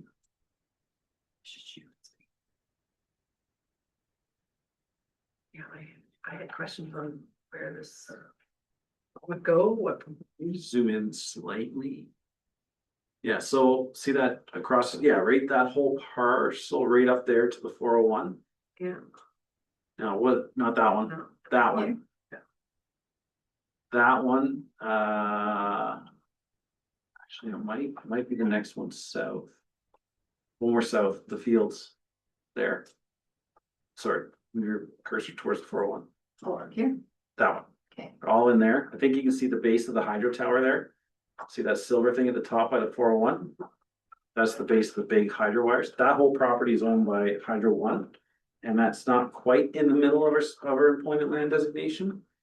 But so my question to Hydro One was if they build this transfer station plus the beginning of this transmission line, will that stagnate or sterilize that whole parcel from any other development? So would we be able to put a municipal road under these wires or near this transfer station, or do they have plans for the entire parcel?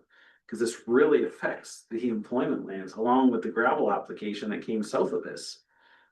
So, and then I believe I went first, and then Councillor Sepoulis mentioned about coming to talk to council about these concerns, plus the ones that Councillor Sepoulis raised. And yeah, I get a little lost with the individual, but I think it's important to hear from them what their plans are for that land and what permissions will be allowed, all of that. So. It seems like these lands that we have designated as employment lands are slowly getting chipped away. We're gonna be relying on the two. Yes. Stratton and 34 at concession, so. It's too bad somebody didn't have that foresight earlier during that study. I'm sure Mary Lou would have found it very helpful, but it's just too bad. Councillor Bailey, Councillor Hurst, anything?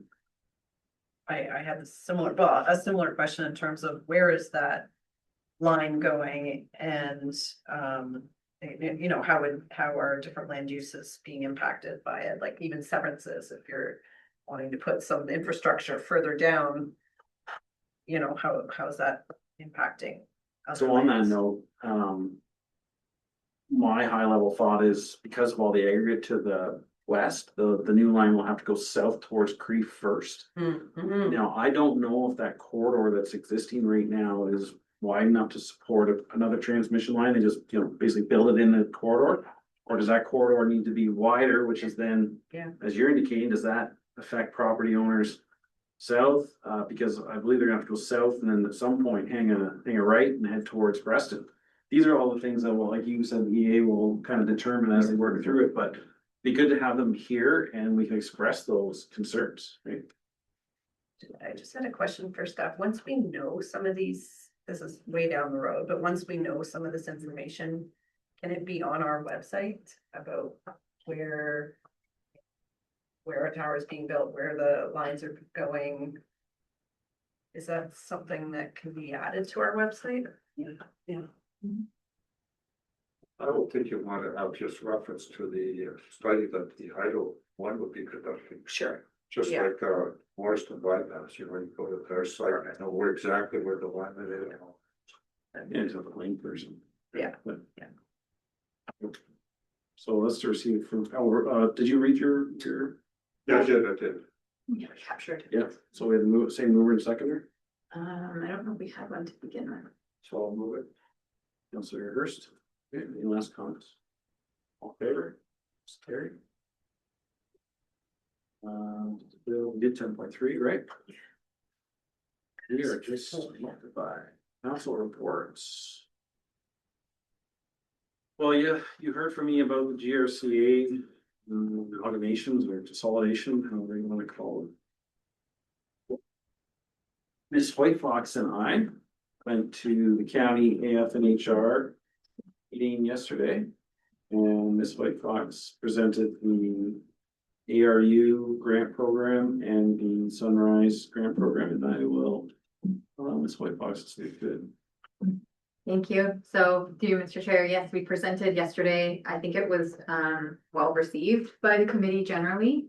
There were some questions and there's going to be some follow-up from staff. The big piece that we need to work on this year, and it will be provided to council in December, is the eligibility criteria for our ARU grant program. So they do want to see that back to the committee in January in order to build that into the agreement. So that'll be something we can work on this year. And then again, both the Sunrise and the ARU, as Mayor Sealy mentioned, were given committee approval. Next step is it goes to county council on the 27th. And then again, like I said, back in January for the agreement. Great. So yeah, there's gonna be some criteria around the ARUs. One of the main talking points was ensuring that, you know, they were slightly less than market rent. I forget the terminology, but there's a report that indicates that came through county in June.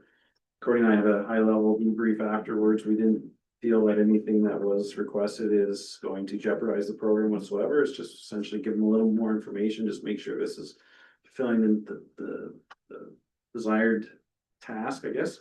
And similar to Sunrise, they were very supportive of the program. They did have some concerns that, you know, if this was a staged build out, you know, this money is for housing, not for a barn extension. Courtney and I, you know, I didn't know at the time that the building permit that's been issued is for the housing only. And so if I had relayed that to the committee, that would have brought more ease to them. But at the end of the day, that's what the building permit's issued for. That's what the money's for, and that is what we'll provide back to the county. And I think it'll get ultimate approval early next year. And you know, accolades to the CAO for coming up with the ARU grant program. I know when she first pitched it to me, and there was a lot of hesitation on my side. I'm like, just give her to Sunrise, but this is another great housing initiative. And to get endorsement of the county is excellent. So good job. Thank you. And sorry, one other thing that came up on the fly, it was actually on the trip to the county yesterday, was adding in, there's just an idea for us to consider is to have 2 or 3 pre-approved ARU designs. So on our website, so we would do perhaps 3 designs of different sizes available for the public. And if they want to take one of those designs and submit it for the property, it's potentially another $3,000 to $5,000 in savings that they won't have to work with the designer or with an architect on it. So we're going to build that in. Council will see that in December so that we can build that in and use some of those funds, because That will exist forever on our website. That won't go away after the grant program is done, and it will remain sort of a subsidy for our residents in perpetuity. There was discussion if the money doesn't get utilized within the short timeframe that's permitted. And we committed to, and it's appropriate that, say, the air youth program, if we had 10 uptake and we still have, you know, X amount of dollars left, we would have to go back to the AFH, our committee, and just ask for an extension. So, well, we've already seen it. We've seen the staff pushing out through social media that this program could be coming through the strategic plan engagement. We've had a lot of indication that people would be interested in this. So the hope is that we don't have to do that. But that's a possibility if it takes a little while to get this. But we have 2 years, right? We have 26 to 27. I think we'll be in good shape. But worst case scenario, we have to go back and if we have a bit of a balance and say, hey, we want to give it to Sunrise, or hey, we want to extend this program for another year, kind of thing. So this just never generally supportive of that. So that was great work. I think that's it for mayor updates. Hey, we were second, we received mayor update. Service Councilor Bailey, there. Council members have reports. Okay. Bylaws. That the following bylaws be taken as read 3 times and finally passed in open council. Bylaw 2025-087 being a bylaw to amend bylaw number 023-18 as amended, being a zoning bylaw of the Township of Westland to live down. Okay, can you move it, please? Councilor Spillis, Councilor Hurst, all in favor? Carried. Announcements. That's great. Yeah. And the Claus Parade this Sunday, 2:30 here. It's Sunday here. Not here. I think it's 2. At the Is it P- 2? at 2 the- o'clock. Too late. Yeah, it ends at the community center, not here. Stages. What other announcements we have? Don't believe any. Okay. Going into close. Swipe box. Sorry. Hold on, pump the brakes. Madam Clerk. Council will go into closed session under section 239 of the municipal act for the purpose of a confidential report regarding litigation or potential litigation, including matters before administrative tribunals affecting the municipality or local board. That's for the establishment of a regulatory bylaw, a confidential report regarding personal matters of an identifiable individual, including municipal or local board employees. That's for a human resource matter, a confidential report regarding a proposed or pending acquisition or disposal of land by the municipality or local board, and that's related to a final road allowance. Council education or training session for the purpose of development of a strategic plan, a confidential report for a proposed or pending acquisition or disposition of land by the municipality or local board, and that's potential acquisition of lands. And for the confidential minutes from a previous closed session for the October 29th, 2025 closed council meeting minutes. Great job, Madam Clerk. Moved by Councilor Bailey, Councilor Spillis, all in favor? Carried.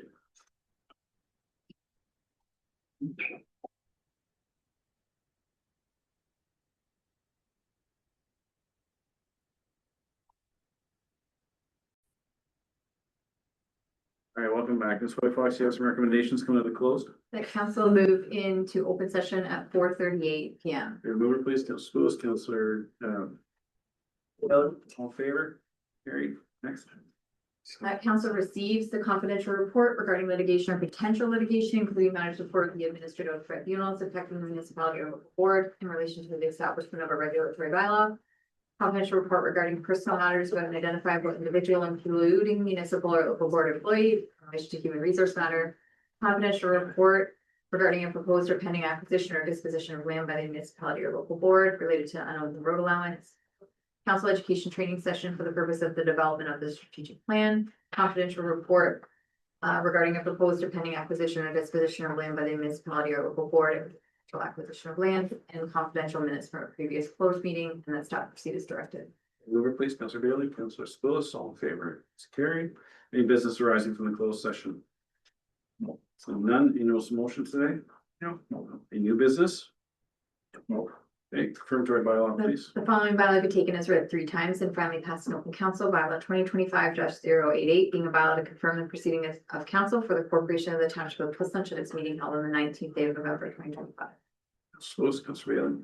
You, all in favor, it's carried and adjourned. Council hereby adjourns at 4:39 PM. Councilor Schools, Councilor Bailey, favor carried. Thank you.